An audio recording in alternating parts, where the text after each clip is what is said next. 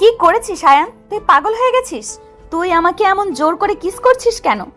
আয়ান নিজের ঠোঁট মুছে মুচকি হেসে বলল, জোর না করলেও তুমি আমাকে এমনি কিস করতে দিতে। তাহলে জোর করে কিস করে ভুল করলাম। জোর করে সেই মজা পাইনি। তোমার যখন সম্মতি আছে আসো আর একবার কিস করি।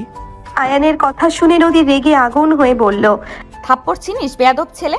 আমি তোর বন্ধু জিসানের বড় বোন, সেটা ভুলে গিয়েছিস? তোরও বোনের মতো আমি। আয়ান একটানে নদীকে নিজের কাছে নিয়ে এসে নদীর কোমরে হাত রেখে বলল, তুমি শুধু জিসানের বোন, আর একটু পরে বউ হবা। তোমাকে নিয়ে কাজী অফিসের সামনে কি এমনি এমনি দাঁড়িয়ে আছি নাকি? নদী আয়ানকে নিজের থেকে দূরে সরিয়ে আয়ানকে জোরে একটা থাপ্পড় দিয়ে বলল, বেয়াদব, যেটা মুখে আসছে সেটাই বলছিস। তোর বউ হব মানে কি বোঝাতে চাইছিস? সম্পর্ক, বয়স সবকিছু ভুলে যাচ্ছিস তুই? আমি তোর বন্ধুর বড় বোন, তোর থেকে 2 বছরের বড়। তার চেয়েও বড় কথা, আমার বয়ফ্রেন্ড আছে। তাকে ছেড়ে তোকে কেন বিয়ে করব আমি? আয়ান নদীর কোনো কথা শুনল না, জোর করে তুলে নিয়ে গেল কাজী অফিসের ভেতরে। কাজীর সামনে বসতেই কাজী বলে ওঠে, কি ব্যাপার, আপনি ওনাকে এইভাবে তুলে নিয়ে এসেছেন কেন? এটা কাজী অফিস, দুজনের সম্বন্ধিত বিয়ে হয় এখানে। জোর করে তুলে নিয়ে এলে আমি বিয়ে পড়াতে পারবো না। কাজীর কথা শুনে নদী স্বস্তির নিঃশ্বাস নেয়। মনে করে আয়ান আর তাকে বিয়ে করতে পারবে না, কিন্তু আয়ান সেটা বেশিক্ষণ থাকতে দিল না। একটা টাকার বান্ডিল কাজীর সামনে দিয়ে বলল, এখন পারবেন? অবশ্যই পারবো। অনেক মেয়েরা বিয়েটা কেমন করে, বিয়ের পর সব ঠিক হয়ে যাবে। বুঝলাম। আপনাকে আরও একটা কাজ করতে হবে, কয়েকজন সাক্ষী জোগাড় করতে হবে। পুরো দুনিয়া টাকার পাগল, তেমন এই কাজীও। টাকা পাওয়ার উপর এখন যেন সে আয়ানের গোলাম হয়ে গিয়েছে। এখন আয়ান যা বলছে তাই করতে রাজি ওই লোক। কাজী উঠে দাঁড়িয়ে বলল, আপনারা অপেক্ষা করুন, আমি এখনই সাক্ষী নিয়ে এসেছি। কথা শেষ করেই কাজী সেখান থেকে চলে যায়। নদী আয়ানের দিকে তাকিয়ে কটমট করে বলল, আয়ান, এখনো সময় আছে, আমাকে ছেড়ে দে, নয়তো এর পরিণাম ভালো হবে না। নদীর হুমকি শুনেও আয়ানের মুখে বিন্দুমাত্র ভয়ের লেশ মাত্র নেই। সে বরং আরো এক ধাপ এগিয়ে নদীর চিবুকটা হালকা ছুঁয়ে দুষ্টু হেসে বলল, পরিণতি ভালো হবে না? বেশ, তো দেখা যাবে কি পরিণতি হয়। তবে একটা কথা মাথায় রেখো, হুমকি দিয়ে কাজ হবে না। এখন থেকে আমার রাগ, আমার ভালোবাসার সব কিছুর অধিকার একমাত্র তোমার উপরই। আয়ানের এমন বেপরোয়া আচরণে নদীর রাগে কাঁপতে শুরু করলো। সে চোখ বড় বড় করে বলল, তোর সাহস তো কম না আয়ান। জিসান যদি একবার জানতে পারে, ও তোকে আস্ত রাখবে না। আয়ান এবার একটু গম্ভীর হলো। নদীর চোখে চোখ রেখে ঠান্ডা গলায় সে বলল, চুপচাপ বসো, কাকে কি বলবা সেটা বিয়ের পর দেখা যাবে। আমি বলেছি না আমি তোকে বিয়ে করব না? আয়ান কোনো উত্তর না দিয়ে শুধু রহস্যময় একটা হাসি দিল।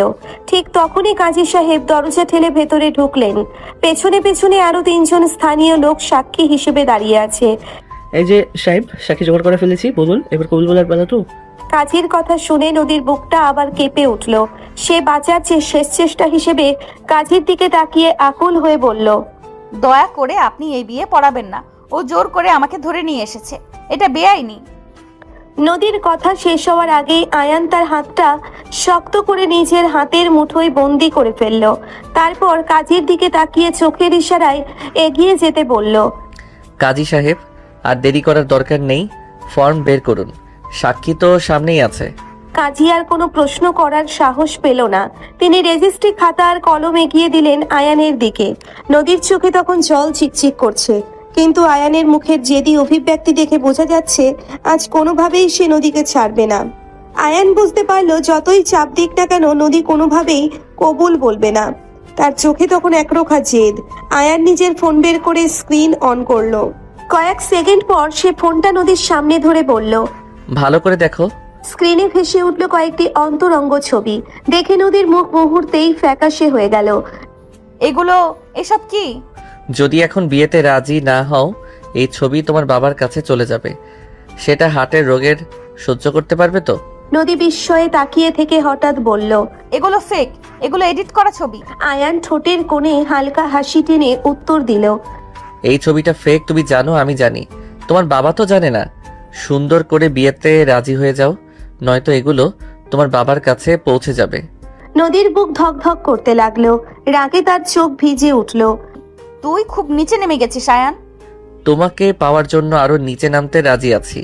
কাগজটাতে সাইন করো আর কবুল বলে ফেলো তাড়াতাড়ি, নয়তো এবার সত্যি ছবিগুলো তোমার বাবার কাছে পৌঁছে যাবে। তোর এত বড় সাহস আয়ান, ব্ল্যাকমেল করে বিয়ে করতে চাইছিস আমাকে? তুই ভেবেছিস আমি তোর এই ভয় দেখানোতে হেরে যাব? নদীর গলা কাঁপলেও তার চোখের আগুন একটুও কমলো না। সে রাগ ও অপমানে ফুঁসতে ফুঁসতে রেজিস্ট্রি খাতার দিকে একবার তাকালো, তারপর সোজা আয়ানের চোখের দিকে। ব্ল্যাকমেইল বলো আর যাই বলো, নদী, আমার কাছে তোমার এই রাগী রূপটাও সুন্দর লাগে। সাইনটা কি তুমি নিজে করবে নাকি আমার হাত দিয়ে করিয়ে দিতে হবে? আয়ানের কণ্ঠে বিন্দুমাত্র অনুশোচনার লেশ মাত্র নেই। সে অত্যন্ত ঠান্ডা মাথায় খাতাটা আরো একটু নদীর দিকে বাড়িয়ে দিল। পেছনে দাঁড়িয়ে থাকা কাজী সাহেব আর সাক্ষীরা পুরো দৃশ্যটা বোকার মতো দেখছেন। টাকার জোরে সবাই যেন মুখে কুলু পেটেছে। নদী দীর্ঘ একটা নিঃশ্বাস ফেললো। তার বুঝতে বাকি রইল না যে এই মুহূর্তে আয়ানকে বোঝানো অসম্ভব। বাবার অসুস্থতার দুর্বলতাটা আয়ান ঠিক অস্ত্র হিসেবে ব্যবহার করেছে। নিরুপায় হয়ে নদী কাঁপতে থাকা হাতে কলমটা তুলে নিল। আল্লাহ যেন তোর এই পাপের ক্ষমা না করেন আয়ান। বিড়বিড় করে কথাটা বলে নদী রেজিস্ট্রি পেপারের নির্দিষ্ট জায়গায় সই করে দিল। আয়ানের মুখে তখন এক বিজয়ী হাসি। বাহ, এবার পাত্রপক্ষ মানে আয়ন সাহেব আপনিও সাইনটা করে ফেলুন। আর হ্যাঁ, এবার কবুল বলার পালা। আয়ান দ্রুত সই করে ফেললো, তারপর নদীর কাঁধে একটা হাত রাখলো। নদী ঝটকা মেরে তার হাত সরিয়ে দিতে চাইলেও আয়ান দিল না, বরং আরো শক্ত করে জড়িয়ে ধরলো। বলো কাজী সাহেব, শুরু করুন, আর দেরি করা যায় না। নদী খান, আপনি কি আয়ন আহমেদকে 5 লক্ষ টাকা দেনমোহর স্বামী হিসেবে কবুল করেছেন? এবার আপনার বাবা আয়ন সাহেব। বাবা আয়ান, আপনার সাথে কি নদীর 3 লক্ষ টাকা দেনমোহর বিবাহ সম্পন্ন করার জন্য কি আপনার সম্মতি আছে? পুরো ঘরটাই পিনপতন নীরবতা। সাক্ষীরা সবাই নদীর দিকে তাকিয়ে আছে। নদীর চোখ দিয়ে এক ফোঁটা জল গড়িয়ে গাল বেয়ে পড়ে গেল রেজিস্ট্রি কাগজের উপর।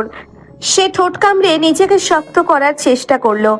আমি আয়ান নদীর কানের কাছে মুখ নিয়ে ফিসফিস করে বলল।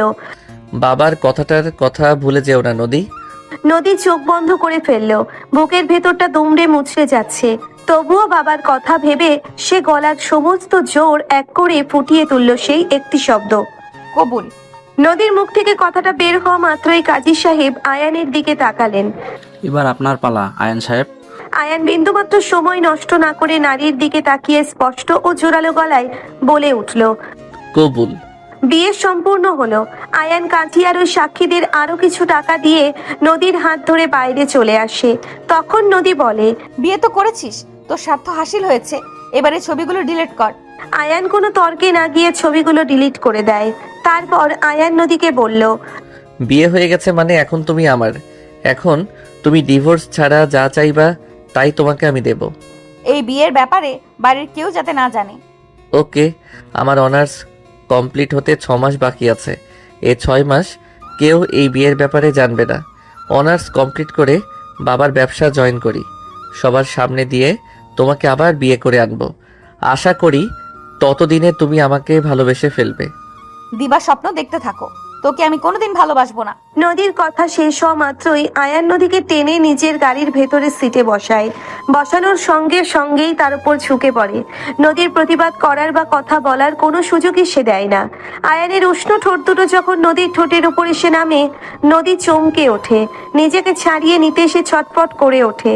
2 হাত বাড়িয়ে আয়ানের বুক ঠেলে দূরে সরিয়ে দিতে চায়, কিন্তু আয়ান আরো বেশি আগ্রাসী হয়ে ওঠে। নদীর দুটো হাত একটানে পিছমোড় করে শক্ত মুঠোয় নিজের এক হাতে বন্দি করে ফেলে সে। অন্য হাতটা দিয়ে নদীর কোমর বা ঘাড় শক্ত করে জড়িয়ে ধরে তাকে সিটের সাথে একেবারে আটকে রাখে। নদীর সমস্ত প্রতিরোধ নিমেষেই দুর্বল হয়ে যায়। গাড়ির কাছের ওপারে কে কি দেখছে সেদিকে আয়ানের কোনো ভ্রুক্ষেপই নেই। তার কাছে এই মুহূর্তে পৃথিবীর সমস্ত নিয়মের বাইরে কেবল এই মেয়েটাই সব। বেশ কিছুক্ষণ একটানা গভীর ও তীব্র চুম্বনের পর আয়ান একটু থামে। নদীর বুক তখন হাঁপড়ের মতো উঠছে নামছে। ঠোঁট দুটো কিছুটা ফুলে লাল হয়ে গেছে। রাগে ও কান্নায় তার চোখ দিয়ে ফোঁটা ফোঁটা জল গড়িয়ে পড়ছে গাল বেয়ে। ঠিক সেই মুহূর্তে আয়ান নদীর আরো কাছে সরে আসে। নদীর গরম নিঃশ্বাস যখন আয়ানের গালে এসে লাগে, তখন সে নদীর কানের কাছে মুখ নিয়ে যায়। লোমকূপ শিহরিত করে তোলার মতো এক ঠান্ডা অথচ গভীর ফিসফিসে গলায় আয়ান বলে ওঠে, হাজার বাধা দাও, যতই ঘৃণা করো আমাকে, শেষ পর্যন্ত তোমাকেই আমার ভালোবাসতে হবে নদী, এর কোনো অন্যথা নেই। নদীর গা থেকে তখনও ক্ষোভ আর অপমানের উত্তাপটা পুরোপুরি কাটেনি। গাড়ির সিটে এলিয়ে পড়ে সে আক্রোশে নিজের হাত দুটো ছাড়িয়ে নিল। আয়ানের দিকে এক পলক ঘূর্ণাপূর্ণ দৃষ্টি ফেলে সে ঝটকা দিয়ে গাড়ির দরজা খুলে ছিটকে বেরিয়ে এলো। খবরদার, আমার গায়ে আর হাত দেওয়ার চেষ্টা করবি না। এই জোর করে করা বিয়ে কিংবা তোর এই জোরাজুরি কোনোটারই মূল্য আমার কাছে 1 টাকারও বেশি নয়। আয়ান গাড়ি থেকে নামলো না। ড্রাইভিং সিটে বসে একটা বাঁকা হাসি উপহার দিয়ে সে স্টিয়ারিং এ হাত রাখলো। মূল্য আজ না হোক কাল ঠিকই বুঝতে পারবে নদী। আপাতত নিজের বাড়ি পর্যন্ত নিরাপদে পৌঁছে যাও। আর হ্যাঁ, মুখের ওই রাগী ভাবটা একটু কমাও, নইলে কিন্তু তোমার ওই মিষ্টি মুখটা দেখতে বেমানান লাগে। আয়ানের কথা শেষ হওয়ার আগেই নদী আর এক মুহূর্ত সেখানে দাঁড়ালো না। নিজের রাগকে গলা পর্যন্ত চেপে ধরে সে উল্টো দিকের রাস্তা দিয়ে দ্রুত পা চালিয়ে বাড়ির পথ ধরল। পেছনে আয়ানের গাড়ির স্টার্ট নেওয়ার তীব্র শব্দটা মিলিয়ে গেল বাতাসে। অতীত, আয়ান হলো নদীর ছোট ভাই, জিশানের ছোটবেলার বেস্ট ফ্রেন্ড। সেই সূত্রে নদীর বাড়িতে আয়ানের অবাধ যাতায়াত ছিল, নিজের ঘরের ছেলের মতো। শুরুতে নদী তার কাছে ছিল বন্ধুর বড় বোন, যাকে সে সম্মান করত, আপু বলে ডাকত। কিন্তু সময়ের স্রোতে কখন সে সেই সম্মান আর শ্রদ্ধার জায়গাটা ভালো লাগায় মোড় নিয়েছে তা হয়তো আয়ান নিজেও প্রথমে টেরই পায়নি। দিনের পর দিন নদীর হাসি মুখ আর খেয়াল রাখা আর ছোটখাটো বকুনিগুলো আয়ানের মনে গভীর এক অনুভূতির জন্ম দেয়। সে বুঝতে পারে নদীর ভাইয়ের বন্ধু হয়ে আসার আড়ালে তার মন কবেই ওই মেয়েটার প্রেমে বন্দী হয়ে গেছে। কিন্তু দূরত্ব তৈরি হয় কিছুদিন আগে, যখন জিশানের মাধ্যমে আয়ান জানতে পারে নদীর পরিবার তার বিয়ের জন্য পাত্র দেখা শুরু করেছে। অন্য কারো গলায় নদী মালা দেবে, এই ভাবনাটাই আয়ানের বুকের ভেতরটা পুড়িয়ে ছাই করে দিত। নদীকে চিরতরে হারিয়ে ফেলার ভয়ে সে তখন থেকেই ছক কষতে শুরু করে। যেভাবেই হোক নদীকে নিজের করে নিতে হবে। আর সেই পরিকল্পনা বাস্তবায়নের সেই সকালটা ছিল নাটকীয়তায় ভরা। সেদিন সকালবেলা নদী যখন নিজের রুমে ব্যস্ত, ঠিক তখনই তার ফোনে আয়ানের কল ঢোকে। ওপাশ থেকে কিছুটা ভনিতা করে আয়ান বানিয়ে বলে, আপু, আমার একটা খুব কাছের ফ্রেন্ড একটা মেয়েকে পাগলের মতো ভালোবাসে। মেয়েটাও তাকে চায়, কিন্তু তাদের ফ্যামিলি এই সম্পর্কটা মানবে না। তাই ওরা ঠিক করেছে কাজী অফিসে গিয়ে গোপনে বিয়ে করে ফেলবে। প্লিজ আপু, তুই একটু কাজী অফিসে আয় না, ওদের বিয়ের প্রধান সাক্ষী হিসেবে তোকে খুব দরকার। নদী বিরক্তি নিয়ে ফোন কানে রেখেই বলে ওঠে, এই সবের মধ্যে আমাকে টানছিস কেন রে? তুই আর জিসান মিলেই তো সব সামলে নিতে পারিস। সাক্ষী হওয়ার মতো মানুষের কি অভাব পড়েছে নাকি? আয়ান ওপাশ থেকে একটু গলা নরম করে আকুতি ভরা গলায় বলে, প্লিজ আপু, না করো না। তুমি না থাকলে আমার ফ্রেন্ডটা খুব বিপদে পড়বে। একটু আসো না প্লিজ। আচ্ছা ঠিক আছে, আমি জিসানকে সাথে নিয়ে আসছি। আয়ানের গলা তখন একটু কেঁপে উঠলেও সে দ্রুত নিজেকে সামলে নিয়ে বলে, আরে না না, জিসান এখন অন্য একটা কাজে ব্যস্ত। ও তোমার সাথে আসতে ভয় পাচ্ছে। তুমি একা একাই চলে আসো, আমি লোকেশন পাঠিয়ে দিচ্ছি। জিসান একটু পরে সরাসরি সেখানে এসে যাবে। ভাইয়ের কথা ভেবে সন্দেহ না করেই নদী আয়ানের বলে ঠিকানায় গিয়ে পৌঁছয়। সেখানে গিয়ে সে দেখে রাস্তার ধারে আয়ান নিজের গাড়িটা নিয়ে চুপচাপ দাঁড়িয়ে আছে। নদী কাছে যেতেই আয়ান গাড়ি থেকে নেমে দরজা খুলে দেয়। আপু, ভেতরে এসে বসো। রোদের মধ্যে বাইরে দাঁড়িয়ে থেকো না, ফ্রেন্ডরা আসতে একটু দেরি করছে। এবং বলে, নদী কোনো প্রশ্ন না করে সরল মনেই গাড়ির ভেতরে গিয়ে বসলো। এরপর গাড়ি ড্রাইভ করে আয়ান সোজা এসে থামলো একটা পুরনো বহুতল ভবনের নিচে, যেখানে কাজী অফিস অবস্থিত। গাড়ি থামার সাথে সাথেই নদীর মনে একটু খটকা লাগে। সে গাড়ি থেকে নামতে উদ্যত হতেই আয়ান হাত বাড়িয়ে বাধা দিয়ে বলে, আরে বসো বসো, ওরা এখনো এসে পৌঁছায়নি, ওরা আসুক, তারপর একসাথে নামবো। নদী আর কোনো কথা বাড়ালো না, চুপচাপ সিটে বসে রইল। কিন্তু বেশ খানিকটা সময় কেটে যাওয়ার পরেও যখন আশেপাশে কাউকে দেখা গেল না, তখন নদীর কপালে চিন্তার ভাঁজ পড়ল। সে বিরক্ত হয়ে আয়ানের দিকে তাকিয়ে প্রশ্ন করল, কোথায় সবাই? এতক্ষণ হয়ে গেল, কেউ আসছে না কেন এখনো? ঠিক সেই মুহূর্তেই আয়ান নদীর দিকে ফিরল। তার ঠোঁটের কোণে খেলে গেল এক চিলতে বকাটে ও ষড়যন্ত্রের হাসি। সে ঠান্ডা গলায় উত্তর দিল, কেউ আসবে না তো? নদী ভ্রুকুচকে হতভম্ব হয়ে প্রশ্ন করল, মানে কি বলছিস এইসব? আয়ান নিজের সিট বেল্ট খুলে নদীর দিকে ঝুঁকে এসে এক ভয়ঙ্কর রকমের মুখভয়ী অথচ জেদি চাহনি দিয়ে বলল, মানে সেটাই বোঝাচ্ছি আপু। কথাটা শেষ হওয়ার সুযোগও দিল না সে। পর মুহূর্তেই নদীর সেই অবাক হয়ে যাওয়া মুখের উপর হামলে পড়ল আয়ান। নদীর ঠোঁটজোড়া নিজের ঠোঁটের আয়ত্তে নিয়ে এসে জোর করে কিস করতে থাকে। নদীর চোখ দুটো তখন বিস্ময়ে চড়ক গাছ, যেখান থেকেই শুরু হয়েছিল এই জোর করে ছিনিয়ে নেওয়ার অধ্যায়। বর্তমান নদী তখন এসে পৌঁছলো তাদের পুরনো দোতলা বাড়ির সামনে। তখন সন্ধ্যার আলো ফিকে হয়ে আসছে। বুকটা তখনও ড্রামের মতো কাঁপছে। নিজেকে কোনো মতে স্বাভাবিক করার চেষ্টা করে সে গেট ঠেলে ভেতরে ঢুকলো। ড্রয়িং রুমে পা রাখতেই চোখে পড়লো তার বাবা সোফায় বসে খবরের কাগজ পড়ছেন, আর ঠিক পাশেই সোজাসুজি হয়ে বসে ফোনে গেম খেলছে তার ছোট ভাই জিশান। কিরে আপু, এত দেরি হলো কেন তোর ভার্সিটি থেকে ফিরতে? আমি তো ভেবেছিলাম তুই বুঝি তোর সেই মহারথী বয়ফ্রেন্ডের সাথে ডেটে গেছিস। জিশানের এই সহজ কথাটাই নদীর বুকের ভিতরটা মোচড় দিয়ে উঠল। সে মনে মনে শিউরে উঠল, এই ছেলেটাই তো আয়ানের বেস্ট ফ্রেন্ড, আর আজ এই জিশানের অজান্তেই ওর বড় বোনটাকে জোর করে নিজের নামে লিখে নিয়েছে। ওই বেয়াদব ছেলেটা। নিজেকে শক্ত করে নদী কোনো মতে স্বাভাবিক গলায় উত্তর দিল, না রে, জ্যামে আটকে গেছিলাম, আর একটু মাথাটাও ধরেছিল। এর বাবা খবরের কাগজ থেকে চোখ সরিয়ে মেয়ের দিকে তাকালেন। নদীর ফ্যাকাশে মুখ আর কিছুটা এলোমেলো চুল দেখে তিনি চিন্তিত গলায় বললেন, শরীর কি বেশি খারাপ লাগছে রে নদী? ডাক্তারের কাছে গিয়েছিলি নাকি? তোর মুখটা এমন শুকনো কেন? না বাবা, তেমন কিছু না, জাস্ট একটু ক্লান্তি, আমি ফ্রেশ হয়ে আসছি। আর এক মুহূর্তও সেখানে দাঁড়ালো না নদী। এক দৌড়ে নিজের বেডরুমে ঢুকে দরজাটা ভেতর থেকে সশব্দে লক করে দিল। তারপর পিঠটা দরজার সাথে এলিয়ে ধপ করে মেঝেতে বসে পড়ল সে। দুহাতে মুখ ঢেকে কান্নায় ভেঙে পড়ল নদী। আয়ানের ব্ল্যাকমেইল, কাজী অফিসের সেই অসহায় মুহূর্ত, আর জোর করে ছিনিয়ে নেওয়া ওই সই, সব যেন একসাথে তার বুকের ওপর চেপে বসেছে। ঠিক তখনই তার মনে হলো এই বিপদের দিনে তার পাশে দাঁড়ানোর মতো একজন মানুষ তো পৃথিবীতে আছেই। সে আর কেউ নয়, তার দীর্ঘদিনের বয়ফ্রেন্ড আকাশ। নদী তাড়াতাড়ি ব্যাগ থেকে ফোনটা বের করলো। হাত দুটো তখনও ভয়ে ও ক্ষোভে থরথর করে কাঁপছে। স্ক্রিনে আকাশকে ডায়াল করে ফোনটা কানে ধরলো সে। নদীর বুকটা তখন আশায় বুক বাঁধছে সে। আকাশ অন্তত তার এই দুঃসময়ে শক্ত একটা ভরসা হয়ে দাঁড়াবে। ওপাশে রিং বেজে চলেছে, একবার, দুবার, তিনবার, কিন্তু ফোনটা রিসিভ করার কোনো নামগন্ধ নেই। নদীর গলা দিয়ে তখন কান্নার দলাটা আটকে আছে।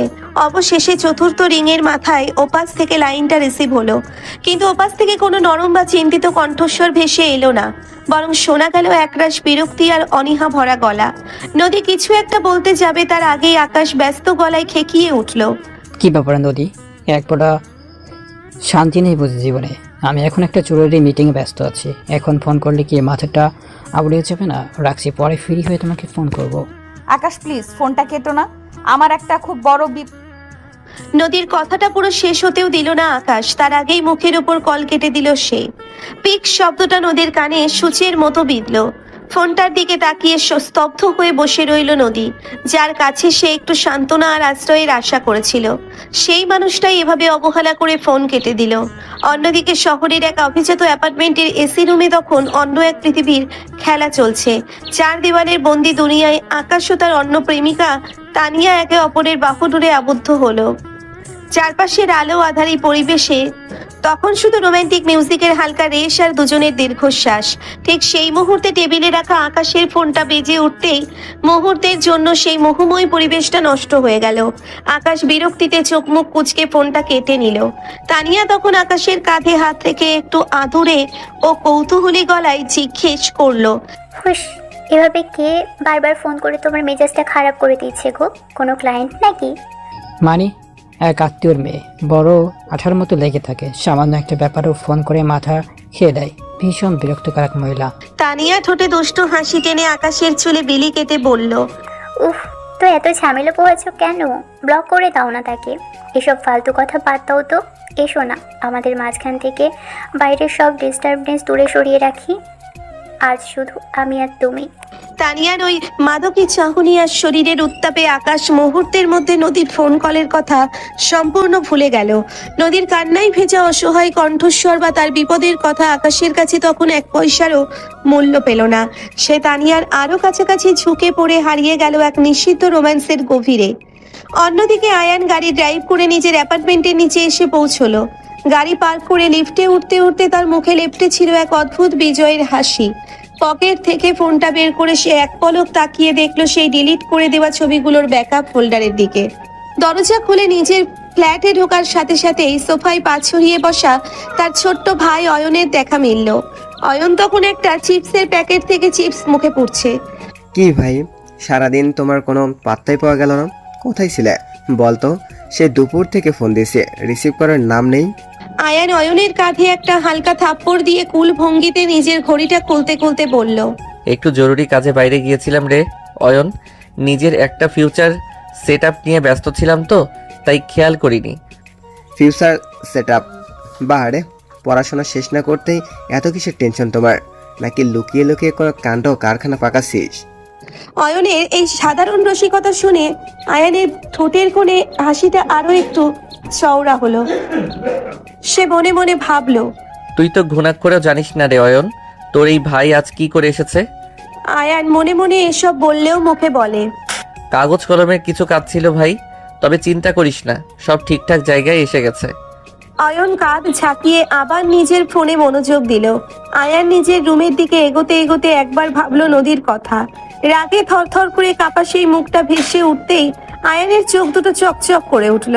সে বিড়বিড় করে নিজের মনেই বলে উঠল, রাগ করছো করো নদী, যত পারো ঘৃণা করো, কিন্তু আমার জীবন থেকে পালানোর কোনো রাস্তা তোমার খোলা নেই।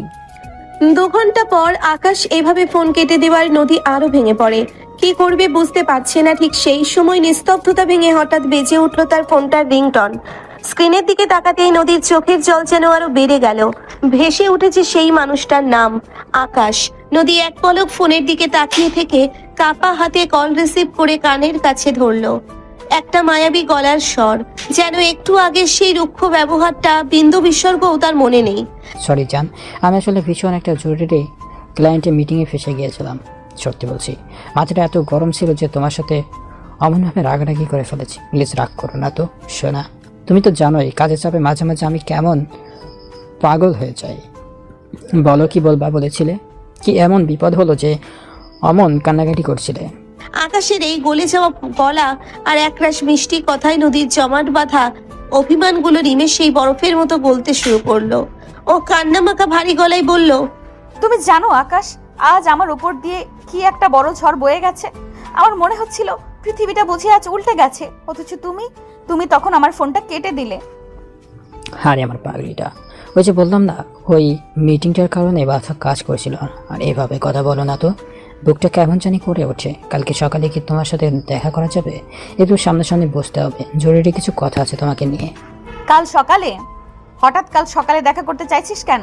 আরে বাবা, ফোনে কি আর সব কথা বলা যায়? সামনাসামনি দেখলেই তো তোমার ওই ফোলা কান্নাকাটিটা করা মুখটা নিজের হাতে একটু মুছে দিব।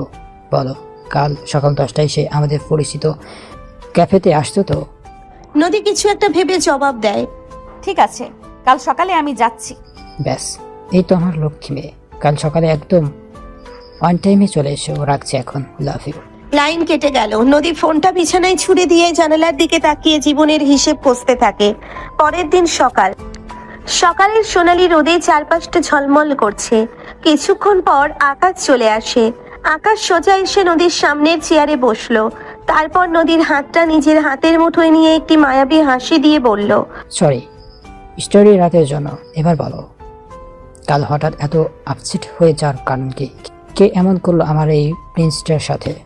নদী আকাশের চোখের দিকে তাকিয়ে নিজের ভেতরে জমে থাকা সমস্ত ভীতি আর দ্বিধা এক নিমেষে ঝেড়ে ফেলতে চাইল। সে ফিসফিস করে বলল, আকাশ, আমার বিয়ে হয়ে গেছে। নদীর মুখে এমন একটা অপ্রত্যাশিত কথা শুনে আকাশের চোখ দুটি আক্ষরিক অর্থেই কপালে উঠে গেল। সে যেন নিজের কানকে বিশ্বাস করতে পারল না। তার হাতের মুঠোয় থাকা নদীর হাতটা সে এক ঝটকায় ছেড়ে দিয়ে কিছুটা সামনে ঝুঁকে বসলো। কি বলছো তুমি? বিয়ে হয়ে গিয়েছে মানে? কার সাথে? কিভাবে? সবকিছু ডিটেলস বলো আমাকে। নদী আকাশকে একে একে সবকিছু খুলে বলল। সবটা শুনে আকাশ কয়েক মুহূর্ত চুপ করে রইল। তার চোখের দৃষ্টিতে তখন অন্যরকম একটি হিসাব নিকাশ চলছে।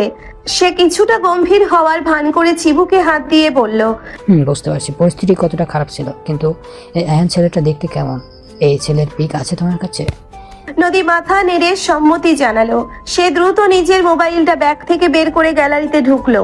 জিশানের জন্মদিনের একটি অ্যালবামে জিশানের পাশেই দাঁড়িয়ে থাকা আয়ানের একটা ছবি ছিল।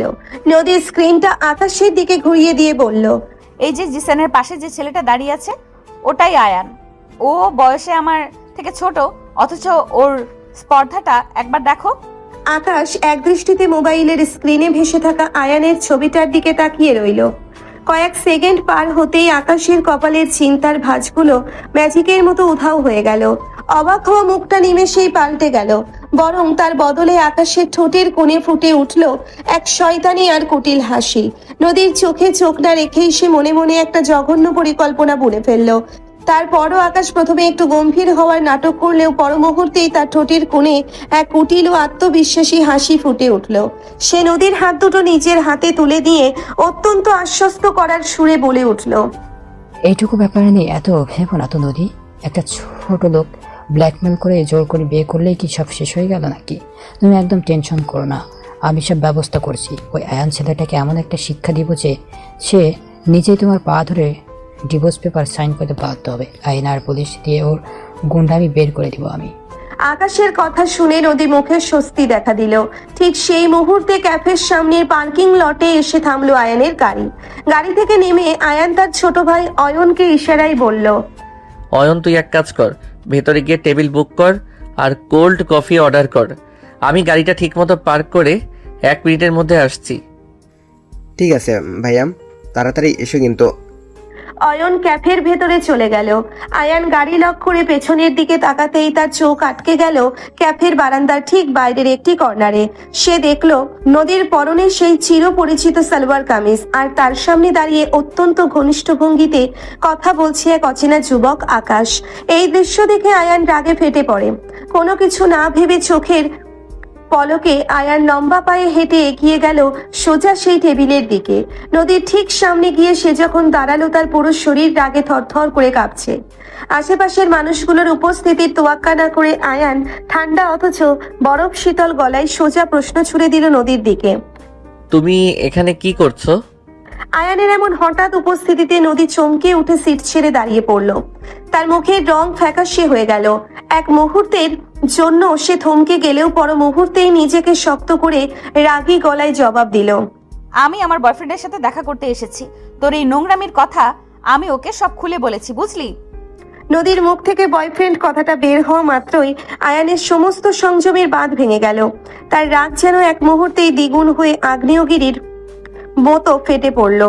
সে আর নদীর দিকে তাকিয়ে রইল না। তার জ্বলন্ত দৃষ্টি গিয়ে পড়ল নদীর পাশে বসে থাকা সেই ছেলেটার, অর্থাৎ আকাশের মুখের উপর।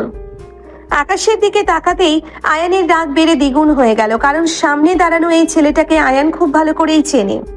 আয়ানের জ্বলন্ত দৃষ্টি গিয়ে ঠেকলো ঠিক নদীর পাশে বসা এই ছেলেটার উপর। পর মুহূর্তে আয়ানের চোখের সামনে ভেসে উঠলো 1 বছর আগের সেই দুঃসহ স্মৃতি। ভার্সিটির এক পরিচিত মেয়ের জীবন কিভাবে ধ্বংস করেছিল এই আকাশ, তা মনে পড়তেই আয়ানের চোয়াল শক্ত হয়ে গেল। কোনো কথা না বাড়িয়ে আয়ান লম্বা পায়ে এগিয়ে গেল সোজা সেই টেবিলটার দিকে। নদী চমকে উঠে দাঁড়িয়ে পড়ল। এইভাবে কি দেখছিস তুই? হ্যাঁ, এ হলো আকাশ, আমার বয়ফ্রেন্ড। তুই যা নোংরামি সব করেছিস সব আমি আকাশকে খুলে বলেছি। ও এখন পুলিশ দিয়ে তোর গুন্ডামি বের করে দেবে। আয়ান নদীর কথায় কান দিল না। সে একটানে আকাশকে কলার ধরে চেয়ার থেকে তুলে আছড়ে ফেললো মাটিতে।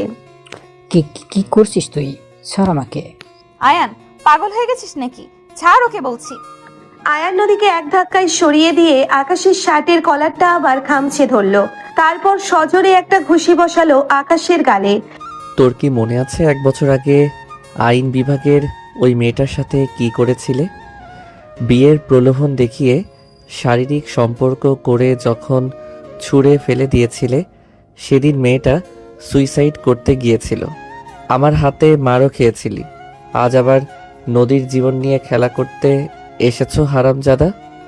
মিথ্যা মিথ্যা কথা বলছে, আমি কাউকে চিনি না। মিথ্যা বলছি? তোর এই ফেস আজীবন আমার মনে থাকবে। নদী হতভম্ব হয়ে দুপা পিছিয়ে গেল। সে কোনোভাবেই বিশ্বাস করতে পারছে না যে তার আকাশ এমন হতে পারে। সে ভাবলো আয়ান থেকে ব্ল্যাকমেইল করে বিয়ে করেছে বলেই হয়তো আজ আকাশকে ফাঁসানোর জন্য এসব মিথ্যা নাটক করছে। থামা তোর এই জঘন্য নাটক আয়ান। নিজের অপরাধ ঢাকতে একটা নিরীহ ছেলের উপর এত বড় মিথ্যা অপবাদ দিচ্ছিস? তোর থেকে নিচু মনের মানুষ আর হয় না। নদী, তুমি অন্ধের মতো বিশ্বাস করছো একটা পিশাচকে। বলছি, ওর সাথে সমস্ত সম্পর্ক চুকিয়ে দাও। তোর ভালোর কথা আমার শুনতে হবে না। তুই নিজে একটা ক্রিমিনাল, আবার এসেছিস অন্যের সার্টিফিকেট দিতে? খবরদার বলছি, আর কখনো আমার সামনে আসবি না। কথাটা বলেই নদী আর এক মুহূর্ত সেখানে দাঁড়ালো না। সে ভয়ে থরথর করে কাঁপতে থাকা আকাশকে মাটি থেকে টেনে তুলল। তারপর আকাশের হাত ধরে ক্যাফে থেকে দ্রুত পায়ে বেরিয়ে গেল। আয়ান ক্যাফের মেঝেতে একা দাঁড়িয়ে রইল। তার বুক ছিঁড়ে বেরিয়ে এলো এক দীর্ঘ নিঃশ্বাস। রাত তখন 10:20 চারিদিকে নিস্তব্ধতায় মোড়ানো। নদীর দোতলা বাড়ির পেছনের বারান্দায় গ্রিল বেয়ে নীরবে উপরে উঠে এলো আয়ান। আলতো পায়ে বারান্দার দরজা ঠেলে সে সোজা প্রবেশ করলো নদীর রুমে। হঠাৎ রুমে কোনো মানুষের উপস্থিতি টের পেয়ে নদী বিছানা থেকে চমকে উঠে বসলো। সামনে আয়ানকে দাঁড়িয়ে থাকতে দেখেই তার রক্ত মাথায় চড়ে গেল। এর আগে ফুঁসতে ফুঁসতে এসে ফিসফিস করে বলে উঠল, তোর এত বড় স্পর্ধা! তুই আমার রুমে কিভাবে ঢুকলি? এক্ষুনি বলছি, বের হয়ে যা আমার রুম থেকে, নইলে আমি চিৎকার করে সবাইকে ডেকে দেব। চুপ করো নদী, চিল্লাচিল্লি করো না। কিন্তু নদীর রাগ তখন চরমে। সে আয়ানের কোনো কথাই শুনতে নারাজ। সে আরো জোরে চিৎকার করার প্রস্তুতি নিতেই আয়ান আর কোনো উপায় না পেয়ে এক টানে নদীকে নিজের বাহুডোরে টেনে আনলো। নদীর মুখের উপর নিজের উষ্ণ ঠোঁট নামিয়ে সে শুরু করলো গভীর ও তীব্র এক চুম্বন। বেশ কিছুক্ষণ পর আয়ান যখন নিজেকে একটু গুটিয়ে নিল তখন নদীর বুক লাফাতে থাকে। আয়ান নদীর কানের কাছে মুখ নিয়ে ঠান্ডা অথচ কঠোর গলায় ফিসফিস করে বলে উঠল, আমি কথা শেষ করার আগে যদি আর একটাও চিৎকার চেঁচামেচি করেছো তাহলে আজ রাতেই এই রুমে আমাদের বাসরটাও সেরে ফেলবো। আয়ানের এই হুমকির কথা শুনে নদীর মুখ দিয়ে আর কোনো শব্দ বের হলো না। সুযোগ বুঝে আয়ান এবার একটু নরম গলায় বলল, আমি সত্যি জানতাম না যে তোমার কোনো বয়ফ্রেন্ড আছে। ওই দিন কাজী অফিসের সামনে বয়ফ্রেন্ডের কথা বলেছিলে। আমি ভেবেছিলাম বিয়ের হাত থেকে বাঁচার জন্য তুমি ওটা বানিয়ে বলছো। এখন তো নিজের চোখে সব জানতে পেরেছিস, তাহলে এখন আমাকে ডিভোর্স দিয়ে দে।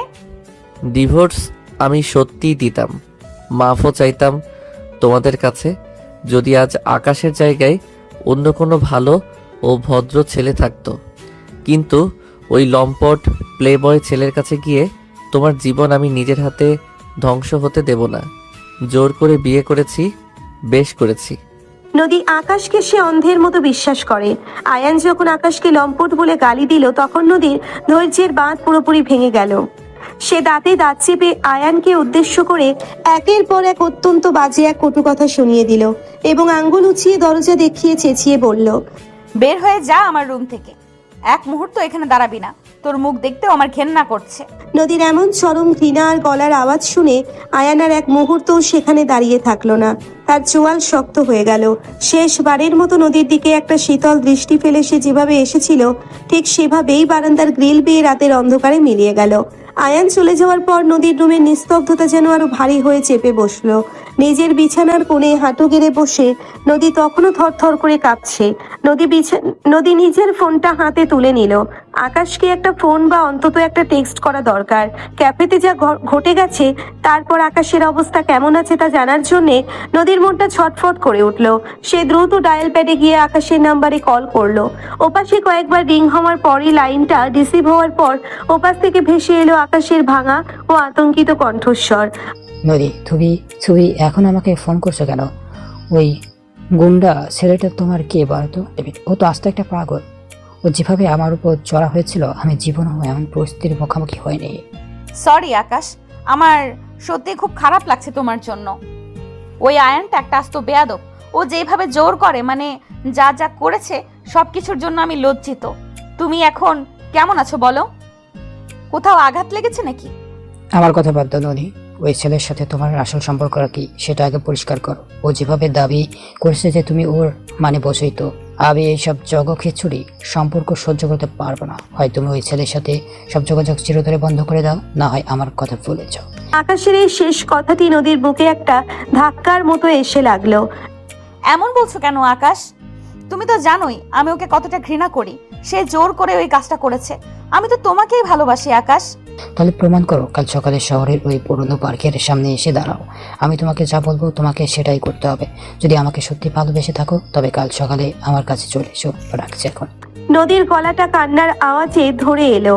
আর কোনো কথা বলার সুযোগ না দিয়েই আকাশ ফোনটা কেটে দিল। নদীর হাত থেকে ফোনটা বিছানায় খসে পড়ল। সে কি করবে বুঝতে পারছে না, মাথা কাজ করছে না তার। নদীর রুম থেকে বের হয়ে আয়ান সরাসরি নিজেদের ফ্ল্যাটে চলে আসে। নিজেদের ফ্ল্যাটে পা রাখতেই আয়নের সমস্ত সংযমের বাঁধ ভেঙে গেল। ড্রয়িং রুমে প্রবেশ করার সাথে সাথেই সে টেবিলের উপর রাখা কাঁচের জিনিসপত্রগুলো একে একে ছুঁড়ে ফেলতে শুরু করলো। দেওয়ালে আঘাত করে ভেঙে ফেললো ফেক শোপিস, আর ড্রয়িং রুমের টেবিলে থাকা ফুলদানিটা আছড়ে ফেললো মেঝেতে। কাঁচ ভাঙার বিকট শব্দে পুরো ফ্ল্যাট কেঁপে উঠলো। ভাইয়া ভাইয়া, কি হয়েছে তোমার? এভাবে সব ভেঙে ফেলছো কেন? মাথা কি একদম খারাপ হয়ে গেছে তোমার? আয়ান রক্তিম চোখে অয়নের দিকে তাকিয়ে গর্জনের মতো শক্ত ও কর্কশ গলায় বলে উঠল, আমার সামনে থেকে দূর হয়ে যা অয়ন, এক্ষুনি বের হয়ে যা এখান থেকে। আর খবরদার কেউ আমার এই রুমের সামনে আসবি না বলছি, কেউ আমাকে ডিস্টার্ব করবি না। ভাইয়ের এই চরম হিংস্র রূপ জীবনেও দেখেনি অয়ন। ভয়ে তার বুক কেঁপে উঠল। সে আর এক মুহূর্ত সেখানে দাঁড়ানোর সাহস পেল না। কোনো মতে পিছিয়ে গিয়ে নিজের রুমে চলে গেল। ড্রয়িং রুমের মাঝে একা দাঁড়িয়ে আয়ান হাঁপাতে লাগলো। তার চোখের সামনে তখন বারবার ভেসে উঠছে নদী আর আকাশের সেই ঘনিষ্ঠ মুহূর্তের দৃশ্যগুলো। সে দাঁতে দাঁত চেপে নিজের মুঠো শক্ত করে বিড়বিড় করে বলল, তোমাকে আমি কোনোভাবেই হারাতে পারবো না নদী, কোনোভাবেই না। 2 ঘন্টা পর আয়নের ফ্ল্যাটেও তখন থমথমে এক পরিস্থিতি বিরাজ করছে। ড্রয়িং রুমের মেঝেতে ছড়িয়ে থাকা ভাঙা কাচের টুকরো আর আসবাবপত্রের বেহাল দশা দেখে অয়নের বুক কাঁপছে। বড় ভাইয়ের এমন হিংস্র ও বেপরোয়া রূপ সে এর আগে কখনো দেখেনি। ঠিক সেই মুহূর্তে ফ্ল্যাটের মূল দরজায় কলিং বেল বেজে উঠল। শব্দটা শুনে অয়ন চমকে দরজার দিকে তাকালো, কারণ এই গভীর রাতে আর কেউ নয়, সরাসরি তাদের বাবা মা এসে উপস্থিত হয়েছেন। গত কয়েকদিন গ্রামের বাড়িতে একটা পারিবারিক কাজে গিয়েছিলেন তারা। আজ রাতেই ফেরার কথা ছিল। অয়ন দ্রুত এগিয়ে গিয়ে দরজা খুলে দিল। দরজার সামনে দাঁড়িয়ে আছেন আয়ানের বাবা শফিক আহমেদ এবং মা রেহেনা বেগম। দুজনেই ক্লান্ত, হাতে ভারী লাগেজ। ছেলের মুখে আতঙ্ক আর ফ্ল্যাটের ভেতরের এই বিধ্বস্ত অবস্থা দেখে তাদের চোখ কপালে উঠে গেল। আল্লাহ, এ কি অবস্থা করে রেখেছিস ফ্ল্যাটের? ড্রয়িং রুমে সব কাঁচ ভাঙা কেন অয়ন? কি হয়েছে এখানে? তোদের 2 ভাইয়ের মধ্যে কি আবারও মারামারি লেগেছিস নাকি? অয়ন, তোর বড় ভাই কোথায়? এই মাঝরাতে বাড়িটাকে রঙিন বানিয়ে রেখেছো কেন? ও ডাক তোর ভাইকে, কই ও? মা, আমি কিছু জানি না। ভাইয়া বিকেলবেলা বাইরে থেকে ফিরে হঠাৎ করেই কেমন যেন পাগল হয়ে গেছে, এসে সব ভাঙচুর শুরু করলো। আমি সামলাতে গেলে আমাকে এমন ধমক দিল যে ভয়ে আমি আমার রুমে পালিয়ে এসেছি। শফিক আহমেদ ছেলের কথা শুনে রাগে আরও লাল হয়ে গেলেন। তিনি সরাসরি হেঁটে গিয়ে আয়ানের রুমের দরজায় পরপর কয়েকটা ভারী থাপ্পড় বসালেন এবং গর্জে উঠলেন, আয়ান, দরজা খোলো বলছি। ভেতরে বসে এসব পাগলামি কি হচ্ছে তোমার? দরজা না খুললে আজ কিন্তু ফল ভালো হবে না। রেহানা বেগম স্বামীর হাত ধরে কিছুটা ভয় পেয়ে বললেন, আরে আস্তে ডাকো না, এমনিতে তো সারাদিন ক্লান্ত হয়ে এসেছো, তার উপর এভাবে চিল্লাচ্ছ কেন? আয়ান বাবা, দরজা খোল। সোনা, কি হয়েছে আমায় বলো। বাইরে মায়ের সেই শান্ত ও উদ্বিগ্ন গলা আর বাবার রাগী ধমক শুনেও আয়ান এক চুলও নড়ল না। সে শক্ত হাতে রুমের দরজাটা আরো জোরে ভেতর থেকে আটকে রেখে ঠান্ডা অথচ কঠোর গলায় ভেতর থেকে চিৎকার করে বলে উঠল, বাবা মা, দয়া করে আমাকে এখন কেউ ডিস্টার্ব করো না প্লিজ।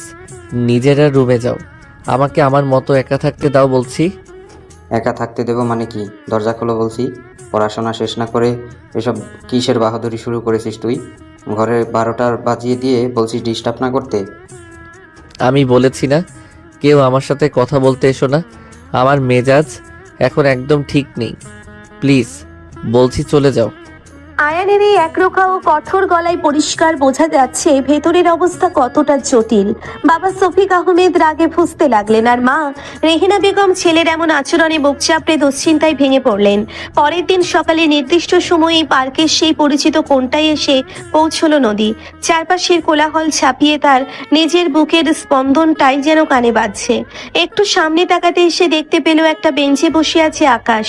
নদীর পায়ের শব্দ পেতেই আকাশ মাথা তুলে তাকালো। তার মুখে এক চিলতে মায়াবী হাসি ফুটিয়ে সে হাত বাড়িয়ে নদীকে কাছে টেনে নিল। এসো নদী, জানতাম তুমি আমার কথা রাখবে। উফ, কাল রাতে ঘুমাইনি আকাশ, মাথাটা পুরো কাজ করছে না। আয়ান যেভাবে আমার জীবনটা নরক বানিয়ে দিয়েছে, আমি আর পারছি না। আমি ওকে এক্ষুনি ডিভোর্স দিতে চাই, তো আইনি প্রক্রিয়া বা কিভাবে কি করব কিছুই বুঝতে পারছি না। আকাশ নদীর আরো একটু কাছে সরে এলো। সে নদীর কাঁধে হাত রেখে অত্যন্ত আপন সুরে সান্ত্বনা দিতে শুরু করলো। নদীর পিঠেও চুলে হাত বুলিয়ে দিতে দিতে সে ফিসফিস করে বলল, এত টেনশন করো না তো। ডিভোর্স দেওয়ার কি এমন কোনো কঠিন ব্যাপার নাকি? ওই চাকরার বিরুদ্ধে কোর্টে কেস ফাইল করতে হবে, উকিল ধরতে হবে, ম্যারেজ সার্টিফিকেট অবৈধ প্রমাণ করতে হবে যে ওটা জোর করেই সাইন করানো হয়েছে। আমি সব ব্যবস্থা করে দিচ্ছি, বুঝলে? কথা বলতে বলতে আকাশ নদীর আরো কাছাকাছি চলে এলো। তার হাত দুটো নদীর কোমর জড়িয়ে ধরে মুখটা একদম নদীর মুখের কাছে নিয়ে এলো, যেন সান্ত্বনা দেওয়ার ছলে সে পুরোপুরি নদীর শরীর মিশে যেতে চাইছে। চারপাশের মানুষজনের দিকে তার কোনো ভ্রক্ষেপই নেই। ঠিক সেই মুহূর্তে পার্কের রাস্তা দিয়ে নিজের বাইক নিয়ে যাচ্ছিল আয়ান। তার চোখ হঠাৎ গিয়ে পড়ল পার্কের ওই কর্নারের বেঞ্চটার উপর। দৃশ্যটা চোখের পলকে আয়ানের সমস্ত রক্ত মাথায় তুলে দিল।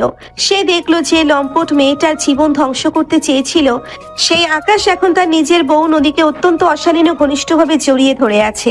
আয়ানের বাইকের গতি 1 সেকেন্ডে শূন্যে নেমে এলো। সে বাইকটা সজোরে ব্রেক করে এক লাফে নেমে পড়ল। লম্বা লম্বা পায়ে হেঁটে সে সোজা গিয়ে হাজির হলো সেই বেঞ্চের সামনে। হাত নামা বলছি, তোর এই নোংরা হাত দুটো ওর শরীর থেকে। আয়ানের আচমকা আশায় নদী ও আকাশ দুজনেই চমকে উঠে দাঁড়িয়ে বলল। নদী আকাশকে সামনে রেখেই হেসে ফেটে পড়ল। তো সমস্যা কি আয়ান? কেন বারবার আমার পেছনে কুকুরটার মতো লেগে আছিস? তুই তো সীমা ভুলে যাচ্ছিস দিন দিন। আয়ান নদীর কথায় কান দেওয়ার প্রয়োজনও বোধ করলো না। সে একটানে আকাশকে কলার ধরে মাটি থেকে তুলে দাঁড় করালো। তোকে আমি ক্যাফেতেও ওয়ার্নিং দিয়েছিলাম হারামজাদা, আজও তোর সাহস হয় আমার বউয়ের গায়ে হাত দেওয়ার? তোর চামড়া আমি আজ 1 ইঞ্চিও আস্ত রাখবো না। নদী মাঝখানে দেওয়াল হয়ে দাঁড়িয়ে গেল। সে চিৎকার করে আয়ানের বুক ঠেলে দূরে সরিয়ে দেওয়ার চেষ্টা করলো। থামা তোর এই গুন্ডামি। আয়ান, বলছি হাত ছাড় ওর। তুই একটা মেন্টাল পেশেন্ট। তোর এই জোর করে করা বিয়ের কোনো দাম নেই আমার কাছে। আকাশ যা বলছে ঠিকই বলছে, তুই একটা ক্রিমিনাল। নদী, তুমি অন্ধের মতো বিশ্বাস করছো এই পিশাচটাকে? ও তোমাকে ব্যবহার করছে। একটু বোঝার চেষ্টা করো, ও তোমার সব শেষ করে দেবে। নদীর ভেতরের সমস্ত বাদ আর মান সম্মানের জ্ঞান এক পলকে চুরমার হয়ে গেল। সে রাগের চরম সীমায় পৌঁছে আয়ানের ঠিক সামনে গিয়ে দাঁড়ালো। তারপর সজোরে একটা থাপ্পড় বসালো আয়ানের বাঁ গালে। তারপর চিৎকার করে বলল, ও লম্পট? বেশ, এই লম্পটের সাথেই থাকবো আমি। দরকার হলে ওর সাথে হোটেলেও যাব। তোর তাতে কি রে? তুই আমাকে জোর করে বিয়ে করেছিস বলে কি আমার মাথা কিনে নিয়েছিস নাকি? আমি তোর এই কলঙ্কের বউ হয়ে 1 মুহূর্তও থাকতে চাই না। আমাকে ডিভোর্স দে, আজকেই মুক্তি দে আমাকে। আয়ান পাথরের মূর্তির মতো দাঁড়িয়ে রইল। গালের সেই থাপ্পড়ের জ্বালা তার বুকের ভেতরের কান্নার সমুদ্রকে ছাপিয়ে গেল। একবার আকাশের দিকে তাকালো, দেখতে পেল আকাশের মুখে শয়তানি হাসি। গালের সেই থাপ্পড়ের জ্বালা তার বুকের ভেতরের কান্নার সমুদ্রকে ছাপিয়ে গেল। এবার আকাশের দিকে তাকালো, দেখতে পেল আকাশের মুখে শয়তানি হাসি। তারপর সে বহুক্ষণ নদীর ফুঁসতে থাকা মুখের দিকে তাকিয়ে রইল। তারপর খুব আস্তে, অত্যন্ত শান্ত অথচ ভাঙা গলায় সে নদীকে উদ্দেশ্য করে বলল, তোমার ডিভোর্স চাই তো? ঠিক আছে, তোমাকে আজই ডিভোর্স দিয়ে দেব। সেদিন তুমি হাড়ে হাড়ে বুঝতে পারবে এই আয়ান তোমাকে কতটা ভালোবেসেছিল। যেদিন এই লম্পটটা তোমার সর্বস্ব লুটে নিয়ে তোমাকে ডাস্টবিনের ময়লার মতো ছুঁড়ে ফেলে দেবে, সেদিন বুঝতে পারবে আমি সত্যি ছিলাম নাকি ওই মিথ্যাবাদীটা। কথাটা শেষ করে আয়ান আর এক মুহূর্তও সেখানে দাঁড়ালো না। সে পেছন ফিরে নিজের বাইকের দিকে হাঁটা ধরলো। পেছনে দাঁড়িয়ে থাকা আকাশ তখন মনে মনে বিজয়ের এক কুটিল হাসি হাসছে। আর নদী হাঁপাতে হাঁপাতে আয়ানের চোখে যাওয়ার পথের দিকে তাকিয়ে রইল। আয়ানের শেষে কথাটা শুনে হঠাৎ নদীর মনের গভীরে অজানা এক ভয়ের কাঁটা বিঁধে গেল। কিন্তু সে দ্রুত মাথা ঝেড়ে নিজেকে স্বাভাবিক করার চেষ্টা করলো। সে ভাবলো আয়ান তাকে ধরে রাখতে এসব ফালতু কথা বলছে। ঠিক তখনই আকাশ নদীর কাঁধে হাত রাখলো।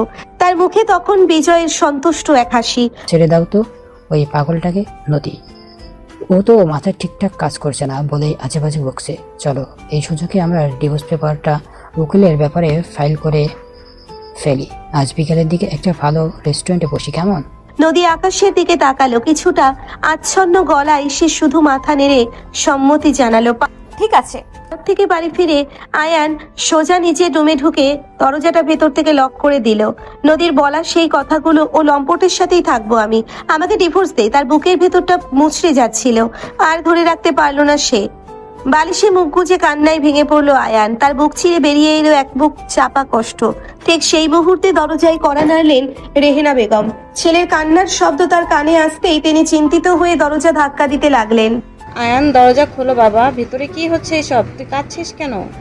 মায়ের জোড়াজুড়িতে আয়ান কোনো মতে উঠে গিয়ে দরজা খুলে দিল। তার লাল হয়ে যাওয়া চোখ ও ভেজা গাল দেখে রেহেনা বেগম আঁতকে উঠলেন।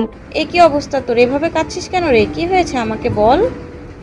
আর নিজেকে সামলাতে পারল না আয়ান। মায়ের জড়িয়ে ধরে সে ছোট বাচ্চার মতো ফুপিয়ে কেঁদে উঠল এবং জিশানের বড় বোন নদীকে জোর করে বিয়ে করা থেকে শুরু করে আজ পার্কের ঘটে যাওয়া সব ঘটনা মায়ের কাছে খুলে বলল।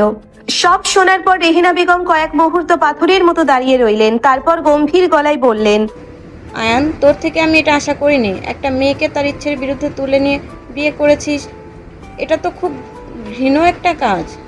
মা, আমি ওকে ভালোবাসি, ওকে নিজের করে পাওয়ার জন্য। এছাড়া আমার কোনো উপায় ছিল না। আমি কি এতটাই খারাপ?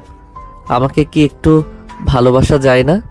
রেহেনা বেগম ছেলের মাথায় হাত বুলিয়ে নরম অথচ দৃঢ় গলায় বললেন, তুই খারাপ না আয়ান, তবে তুই যে কাজটা করছিস সেটা অবশ্যই একটা অন্যায় কাজ। কাউকে ভালোবাসলে তাকে জোর করে পেতে হয় না। তোর ভালোবাসা যদি সত্যি হয়, সে একদিন ঠিক তোর কাছেই ফিরে আসবে। ভালোবাসলে তাকে মুক্ত আকাশে উড়তে দিতে হয়, খাঁচায় বন্দি করে রাখতে হয় না। তাহলে এখন আমি কি করব মা? তোর মন যা বলে তাই কর। এমন কোনো ডিসিশন নিস না যাতে নদীর কোনো কষ্ট হয়। মায়ের কথাগুলো আয়ানের মাথার ভেতর একটা নতুন আলোর দিশা দেখালো। সে মায়ের দিক থেকে চোখ সরিয়ে নিজের ফোনটা তুলে নিল। তারপর এক মুহূর্তও দেরি না করে একটা আইনি পরামর্শদাতা বা ডিভোর্স লয়ারের নাম্বারে ডায়াল করলো। হ্যালো, একটা ডিভোর্সের কাগজ তৈরি করতে হবে। জরুরি ভিত্তিতে পেপারস রেডি করে আমাকে একটু জানান। আপনি কাল সামনাসামনি এসে আমার সাথে দেখা করবেন প্লিজ। ওকে। নিজের ভালোবাসাকে ভালোবেসে আজ মুক্তি দেওয়ার সিদ্ধান্ত নিল আয়ান। বুক ভাঙা কষ্ট বুকে চেপে সে শুধু ভাবলো, নদীর মুখের সেই হাসি মুখটাই হয়তো তার জীবনের সবচেয়ে বড় প্রাপ্তি হতো, যা আজ সে নিজের হাতেই হারিয়ে ফেললো। পরের দিন সকালে আয়ান নিজে থেকেই নদীকে ফোন করলো। ফোনটা রিসিভ করতেই ওপাশ থেকে আয়ানের শান্ত ও গম্ভীর কণ্ঠস্বর ভেসে এলো। আজ দুপুর নাগাদ লয়ারের চেম্বারে চলে এসো। উনি আমাদের ডেকেছেন। ডিভোর্সের ব্যাপারে কথাগুলো ফাইনাল করে নেব। ঠিক আছে, আমি আসছি।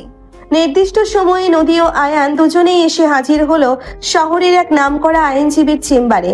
লয়ার সাহেব তাদের সামনে বসা বিনীতভাবে ফাইলপত্র উল্টে দেখছেন। হঠাৎ তিনি চশমাটা একটু ঠিক করে গম্ভীর মুখে দুজনের দিকে তাকালেন। আপনাদের বিয়ের তো 1 সপ্তাহ হয়নি, এর মধ্যে আপনারা ডিভোর্স চাচ্ছেন? আমি সত্যিই বুঝি না, আপনারা আজকালকার ছেলেমেয়েরা আসলে বিয়ে করেনটা কি জন্য? ছেলে খেলা নাকি? লয়ারের এমন সরাসরি তিরস্কারে আয়ান মাথা নিচু করে ফেলল। তার মুখের ওপর তখন জমে আছে গভীর এক অপরাধ বোধ ও ক্লান্তি। সে কোনো উত্তর দিল না, শুধু একদৃষ্টিতে টেবিলের দিকে তাকিয়ে রইল। নদীও চুপ করে বসে রইল, তার মুখে কোনো কথা ফুটল না। লয়ার সাহেব তাদের নীরবতা দেখে একটি দীর্ঘ নিঃশ্বাস ফেললেন এবং ফাইলটা বন্ধ করে বললেন, শুনুন, মুখের কথায় বা খামখেয়ালি ফোনায় ডিভোর্সের নাম নিলেই তো আর আইনত রাতারাতি ডিভোর্স হয়ে যায় না। নিয়ম অনুযায়ী আপনাদের আমি 3 মাসের সময় দিলাম। এই 3 মাস আপনারা ঠান্ডা মাথায় ভেবে দেখুন নিজেদের সম্পর্কটা টিকিয়ে রাখা যায় কিনা। যদি বোঝেন যে কোনোভাবেই সম্ভব নয়, তবে ঠিক 3 মাস পর আমার চেম্বারে এসে দেখা করবেন।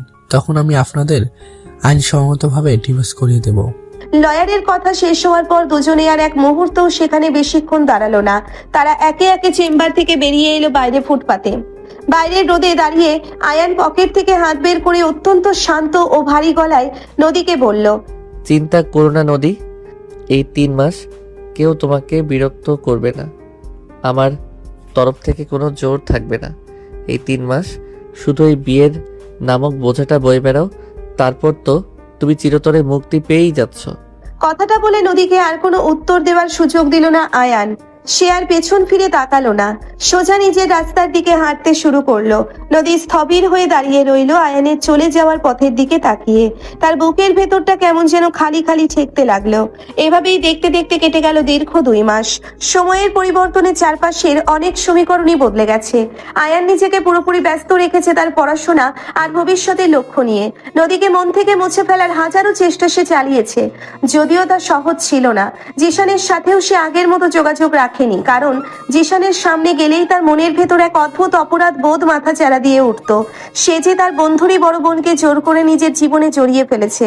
অন্যদিকে নদীও আগের মতো আর নেই, তার স্বভাবের সেই প্রাণবন্ত ভাবটা যেন কোথায় হারিয়ে গেছে। সে এখন অনেক বেশি চুপচাপ ও গম্ভীর হয়ে থাকে। আকাশের সাথেও তার যোগাযোগের পরিমাণ অনেকটাই কমে গেছে, তবে আকাশ তাকে খুব একটা গায়ে মাখে না। সে তার নিজের মতো করে অন্য মেয়েদের নিয়ে বেশ ফুর্তিতেই দিন কাটাচ্ছে। নদীর সাথে সে যতটুকু যোগাযোগ টিকিয়ে রেখেছে তার পেছনে রয়েছে অন্য এক সুদূর প্রসারী ও কুটিল উদ্দেশ্য। ঠিক এমন এক সময়ে 2 মাস পেরিয়ে যাওয়ার পর হঠাৎ একদিন আকাশ নদীকে ফোন করলো। নদী, আমার শরীরটা খুব খারাপ লাগছে রে, প্রচণ্ড জ্বর আর মাথা ব্যথা। তুমি কি একটু কষ্ট করে আমার বাসায় আসবে? তোমাকে খুব দরকার। আকাশের অসুস্থতার কথা শুনে নদীর মনে কিছুটা উদ্বেগ কাজ করলো। সে আর দেরি না করে নির্ধারিত সময়ের চেয়েও প্রায় 2 ঘন্টা আগেই আকাশদের বাড়ির উদ্দেশ্যে রওনা হয়ে গেল। নির্দিষ্ট সময়ে নদী এসে পৌঁছলো আকাশের বাড়িতে চলে যায়। বাড়ি এসে বাগানের চোখ যেতেই নদীর চোখের সামনে যা দৃশ্য ভেসে উঠল তাতে তার পায়ের তলার মাটি এক মুহূর্তে সরে গেল। আকাশের গায়ে নেই কোনো অসুস্থতার চিহ্ন। সে সম্পূর্ণ সুস্থ ও স্বাভাবিক অবস্থায় দাঁড়িয়ে আছে এবং হাসতে হাসতে ফোনে কার সাথে যেন অত্যন্ত আপত্তিকর ও অশালীন ভাষায় কথা বলছে। নদীর উপস্থিতি টের পায়নি আকাশ, তাই ফোন আলাপ চালিয়ে যেতে লাগলো। আরে দোস্ত, বলিস না, আজ ওই নদী মালটাকে আজ ভালোবাসতাম তো, ফিট করে খেয়ে দেবো। অপর থেকে কিছু একটা বলা হলো যা নদীর কান পর্যন্ত স্পষ্ট পৌঁছালো না, কিন্তু আকাশ আবার বলে উঠলো, আরে ধুর, তুই বুঝছিস না কেন? প্রথম থেকেই তো ওর পেছনে পড়ে আছি। রুম ডেট করবো, কিন্তু ওই মেয়ের একটাই বলি, বিয়ের পর আমি কি সারা জীবন ওকে বিয়ে করার জন্য বসে থাকছি নাকি? বাকিগুলোর মতো ওকেও ভালোবাসতাম। ভোগ করে একদিন ডাস্টবিনের ময়লার মতো ছেড়ে দিব। 2 মাস আগেই তো ভেবেছিলাম এর পেছনে সময় নষ্ট করে লাভ নেই, ব্রেকআপ করে দিই। কিন্তু তখনই জানতে পারলাম ও তো এখন সে আয়ানের বউ। ওপাশ থেকে হয়তো কৌতূহলী হয়ে কেউ জিজ্ঞেস করলো আয়ানকে। উত্তরে আকাশ এক অদ্ভুত পিশাচের মতো হাসিতে ফেটে পড়ে বলল, আরে তুই আয়ানকে চিনিস না? ওই যে ভার্সিটিতে তার সেই বান্ধবীর সাথে প্রেমের অভিনয় করে খেয়ে ছেড়ে দেওয়ায় আচ্ছন্নতমন মেরেছিল। আজ কিসমতলে ওই শালারে বউকে ভোগ করার সামান্য সুযোগ আমার হাতে এসে গেছে। প্রতিশোধ নেওয়ার এর চেয়ে বড় সুযোগ আর কি হতে পারে বল? ওর বউকে ব্যবহার করে ছেড়ে দিব। এটাই হবে ওই আয়ানের উপর আমার সবচেয়ে বড় এবং মধুর প্রতিশোধ। আকাশের মুখ থেকে বের হওয়াই প্রতিটি কথা নদীর কানের ভেতর দিয়ে সরাসরি হৃদয়ে গিয়ে আঘাত করলো। তার সমস্ত শরীর থরথর করে কাঁপতে শুরু করলো। সে যার ভালোবাসার টানে নিজের সব সম্মান ও সংসার জলাঞ্জলি দিতে বসেছিল, সেই মানুষটার আসল রূপ আজ তার চোখের সামনে একদম নগ্ন হয়ে ধরা দিয়েছে। ঠিক সেই মুহূর্তে ফোন কানে রেখেই আকাশ একটু নড়েচড়ে বসলো, আর তখনই তার চোখ গিয়ে পড়লো বাগানের গেটের সামনে জমে থাকা এক মূর্তির ওপর। দেখলো পাথরের মতো দাঁড়িয়ে আছে নদী, তার চোখের কোণে উপচে পড়ছে কান্নার সমুদ্র, আর ফ্যাকাশে ঠোঁট দুটো ভয়ে ও ঘৃণায় কাঁপছে। আকাশের হাত থেকে ফোনটা প্রায় খসে পড়ার উপক্রম হলো। মুহূর্তের জন্য তার মুখের সমস্ত রঙের ছোপ উধাও হয়ে গেল। সে তোত্রে উঠে ফোনটা কান থেকে নামালো। নদী, তুমি কখন এলে? তুমি কি সব শুনে ফেলেছো? বিশেষ করে আমি ওভাবে বলিনি, আমি তো শুধু আমার বন্ধুদের সাথে একটু মজা করছিলাম। নদীর গলা দিয়ে আর কোনো শব্দ বের হলো না। সে নিজের কান দুটোকে যেন বিশ্বাসই করতে পারছে না। এতদিনের সব অন্ধ ভালোবাসা এক নিমেষে পুড়ে ছাই হয়ে গেল। বুকের ভেতরটা দুমড়ে মুচড়ে যেতে লাগলো। তুই একটা জানোয়ার আকাশ, তোর মতো একটা পিশাচকে আমি ভালোবেসেছিলাম।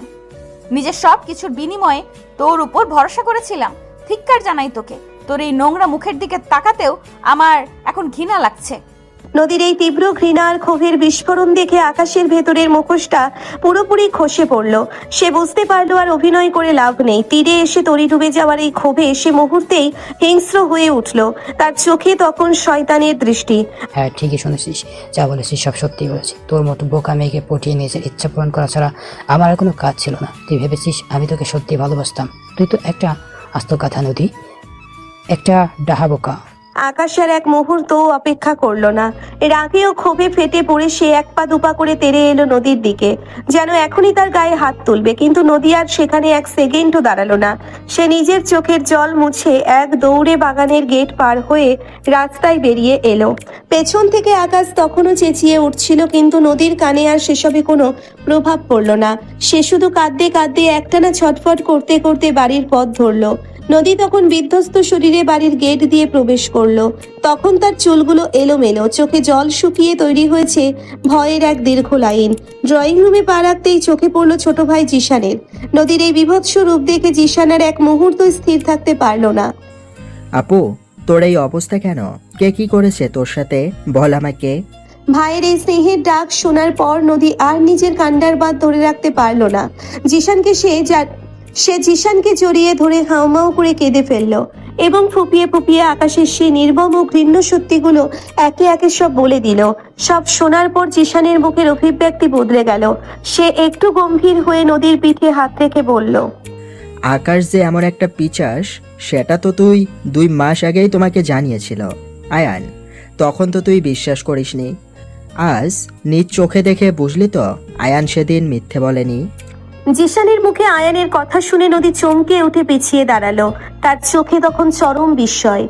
তুই তুই কি বলছিস? আয়নের কথা বলছিস কেন? তুই কি? হ্যাঁ আপু, আমি জানি। তোমার আর আয়ানের বিয়ের ব্যাপারে সব জানি। যেদিন রাতে আয়ান ব্যালকনি বেয়ে তোমার রুমে এসেছিল, সেদিন রাতেই আমি বারান্দার পাশে দিয়ে যাওয়ার সময় ওদের দেখতে পেয়েছিলাম। পরে আমি নিজেই আয়ানকে জেরা করি, আর আয়ান আমাকে সব সত্যিটা স্বীকার করে। সেদিনই ওই বদমাশ আকাশ যে তোমার বয়ফ্রেন্ড সেটা জানতে পারি। তুই তুই সব কিছু জেনেও আমাকে এতদিন একটা শব্দও বলিসনি। আজ যদি আমি নিজের কানে ওই জানোয়ারটার কথা না শুনতাম, তবে আজ সে আমার সব শেষ করে দিত। তখন যদি আমি তোমাকে আকাশের ব্যাপারে বলতাম, তুমি তো বিশ্বাসই করতে চাইতে না। উল্টো ভেবে বসতে যে আয়ান নিজেই আমাকে শিখিয়ে পাঠিয়েছে ওর বিরুদ্ধে মিথ্যা বলার জন্য। আর আপু, এই আকাশ আজ কেন কোনো দিনও তোমার কিচ্ছু করতে পারতো না, কারণ আয়ান নিজেই তোমার আশেপাশে না থাকলেও তোমাকে সুরক্ষিত রাখার সব ব্যবস্থা সে আগেই করে রেখেছিল। ছেলেটা তোমাকে নিজের প্রাণের চেয়েও বেশি ভালোবাসে। এখনও সময় আছে, নিজের ভুল শুধরে নাও, আয়ানের কাছে ফিরে যাও। কিন্তু বাবা মাকে কি বলবো আমি? তারা জানলে তো আকাশ ভেঙে পড়বেন। তুমি ওই দিক নিয়ে একটুও ভেবো না। বাবা মাকে বোঝানোর দায়িত্ব আমার। আমি সব সামলে নেব। তুমি শুধু তোমার নিজের ঘরের মানুষটার কাছে যাও। ভাইয়ের কথাগুলো মাথায় গেঁথে যাওয়ার পর নদী আর এক মুহূর্তও দেরি করলো না। সে সোজা আয়ানদের ফ্ল্যাটের সামনে এসে পৌঁছলো। বুকে তখন অজানা আশঙ্কায় কাঁপছে। কলিং বেল বাজাতেই দরজা খুলে দিল আয়ানের ছোট ভাই অয়ন। নদীর এই বিধ্বস্ত ও লজ্জিত মুখ দেখে অয়নের ভ্রু কুঁচকে গেল। আপু, তুমি এই সময়ে? আয়ান আয়ান কোথায়? অয়ন, একটু দেখা করতে হবে ওর সাথে। নদীর ডাক শুনে ড্রয়িং রুমের পাশ দিয়ে নিজের রুমের দিকে যাওয়া আয়ান থমকে দাঁড়ালো। সে পেছন ফিরে তাকালো। তার চোখে আগের সেই জেদ বা উত্তাপ নেই, রয়েছে শুধু এক ক্লান্ত পরিষ্কার শূন্যতা। আয়ান খুব শান্ত পায়ে নদীর সামনে এসে দাঁড়ালো। কি ব্যাপার নদী? আবার কি হলো? ডিভোর্সের পেপারস তো এখনো 3 মাস পূর্ণ হয়নি। লয়ারের কাছে যেতে তো টাইম আছে, নাকি আমার থেকে মুক্তি পাওয়ার তারা অনেক বেশি তোমার? আয়ানের এই বরফ শীতল কণ্ঠস্বর নদীর বুকে তীরের মতো এসে বিঁধল। সে আর নিজেকে ধরে রাখতে পারল না। আয়ানের ঠিক সামনে দুহাতে মুখ ঢেকে হুহু করে কেঁদে ফেলল। আমাকে ক্ষমা করে দে আয়ান, আমি ভুল ছিলাম। আমি অন্ধের মতো বিশ্বাস করেছিলাম ওই লম্পটকে। তুই সেদিন যা বলেছিলি সব সত্যি ছিল। আমি তোর উপর অনেক অত্যাচার করেছি, তোকে ভুল বুঝেছি। প্লিজ আমাকে ক্ষমা করে একটা সুযোগ দে। নদীর এই কান্নাকাটি আর হাত জোর করে ক্ষমা চাওয়ার দৃশ্য দেখেও আয়ানের মুখে বিন্দুমাত্র রাগ বা অহংকার ফুটল না। সে খুব আস্তে, অত্যন্ত ভদ্র অথচ চূড়ান্ত কঠিন এক দূরত্ব বজায় রেখে মাথা নাড়ল। ক্ষমা চাওয়ার কোনো প্রয়োজন নেই নদী, আর সুযোগ সেটার তো আর কোনো জায়গা নেই। এসব কি বলছিস তুই আয়ান? আমি তো তোর বউ, তোর কাছেই তো ফিরে এসেছি। বউ? কাগজে কলমে হয়তো একটা জোর করে টেনে হিচড়ে তৈরি করা সম্পর্ক ছিল ওটা, কিন্তু যে সম্পর্কে বিশ্বাসের জায়গাটাই থাকে না, জোর করে আটকে রেখে তাকে কি সংসার বলে? নদী, তুমি ভালোবেসে আমার কাছে আসনি, এসেছো যখন সব হারিয়ে একেবারে নিঃস্ব হয়ে গেছো। তোমার ওই করুণার পাত্রী হওয়ার কোনো ইচ্ছে আমার নেই। না আয়ান, এটা করুণা নয়, আমি বুঝতে পেরেছি তুই আমাকে কতটা ভালোবাসিস। জিসান আমাকে সব বলেছে, তুই নাকি আমার সুরক্ষার সব ব্যবস্থাও করে রেখেছিলি। জিসান ঠিকই বলেছে, আমি তোমাকে ভালোবেসেছিলাম, আজও হয়তো ঘৃণা করতে পারিনি। তাই তো সেদিন রাগের মাথায়ও তোমার ক্ষতি হতে দেইনি। কিন্তু তার মানে এই নয় যে নিজের আত্মসম্মান বিসর্জন দিয়ে আমি তোমার জীবনে আবার জোর করে ঢুকে পড়ব। সেদিন কোর্ট থেকে ফেরার পথেই আমি নিজেকে কথা দিয়েছিলাম তোমাকে তোমার মতো করে মুক্তি দেব। আয়ানের মুখে আত্মসম্মান আর চূড়ান্ত প্রত্যাখ্যানের এমন বরফ শীতল কথা শোনার পর নদীর ভেতরের সমস্ত অনুশোচনা এক মুহূর্তে বদলে গেল এক রোখা জেদে। তার কান্নায় ভেজা চোখ দুটো হঠাৎই শক্ত হয়ে উঠল। যতবার সে নরম হতে গেছে আয়ান ততবার তাকে দূরে ঠেলে দিয়েছে। আজ আর সে চুপচাপ বা করুণার পাত্রী হয়ে ফিরে যাবে না। নদী এক ঝটকায় নিজের চোখের জল মুছে ফেলল। তারপর কোনো কথা না বাড়িয়ে সে এক লাফে আয়ানের সামনে গিয়ে পৌঁছলো। শক্ত করে খামচে ধরলো আয়ানের শার্টের কলার। আয়ান কিছু বুঝে ওঠার আগেই সে একটানে আয়ানকে সোজা টেনে নিয়ে গেল তার নিজের রুমের ভেতরে এবং সশব্দে দরজাটা বন্ধ করে দিল। এ কি করছিস নদী? মাথা খারাপ হয়ে গেছে নাকি? দরজা। আয়ানের কথা শেষ হওয়ার কোনো সুযোগই দিল না নদী। সে নিজের সমস্ত রাগ, জেদ আর না বলা ভালোবাসাকে এক করে আয়ানের ওপর ঝুঁকে পড়ল। সোজা নিজের ঠোঁট দুটো নামিয়ে আনলো আয়ানের ঠোঁটের ওপর।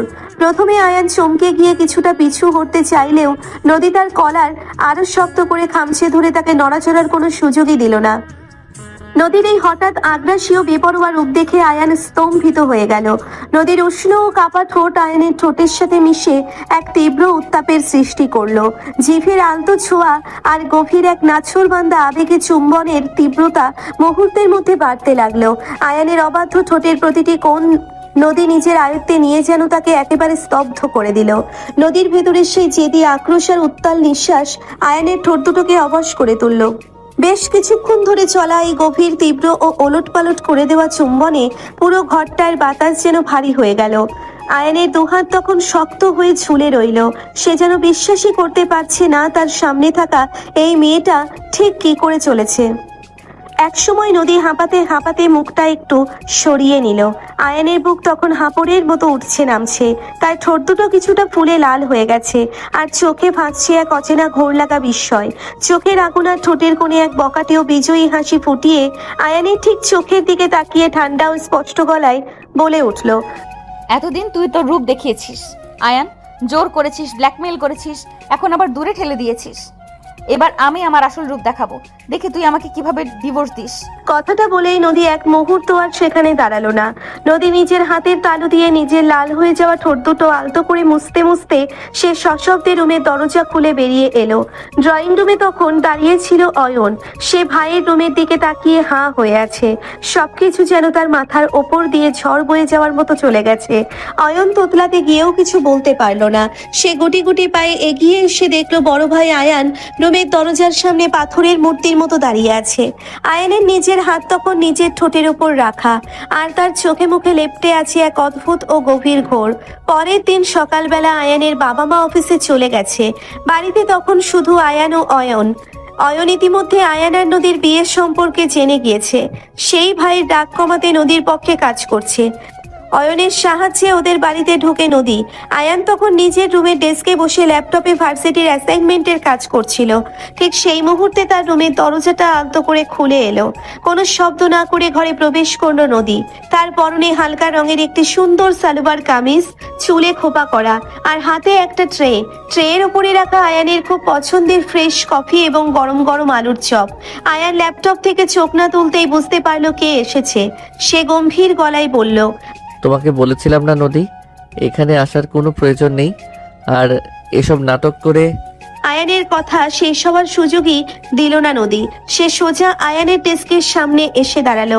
তারপর একটা কথাও না বলে ট্রেটা একপাশে রেখে আয়ানের ডেস্কের ঠিক ওপরে এসে বসলো, একেবারে আয়ানের মুখের সামনে। এ কি করছো? নামও বলছি ডেস্ক থেকে, কাজের মাথা খাচ্ছ কেন? নদী কোনো উত্তর দিল না। সে চোখের পলক না ফেলে একদৃষ্টিতে আয়ানের চোখের দিকে তাকিয়ে রইল। তারপর নিজের ঠোঁটের কোণে একটি মায়াবী ও বিনীত হাসি ফুটিয়ে খুব মিষ্টি সুরে বলে উঠল, আচ্ছা বাবা, ভুল হয়ে গেছে আমার।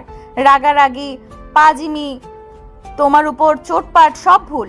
এখন কি এই পাপিষ্ঠ বউটাকে একটু ক্ষমা করা যায় না আমার বরমহাশয়?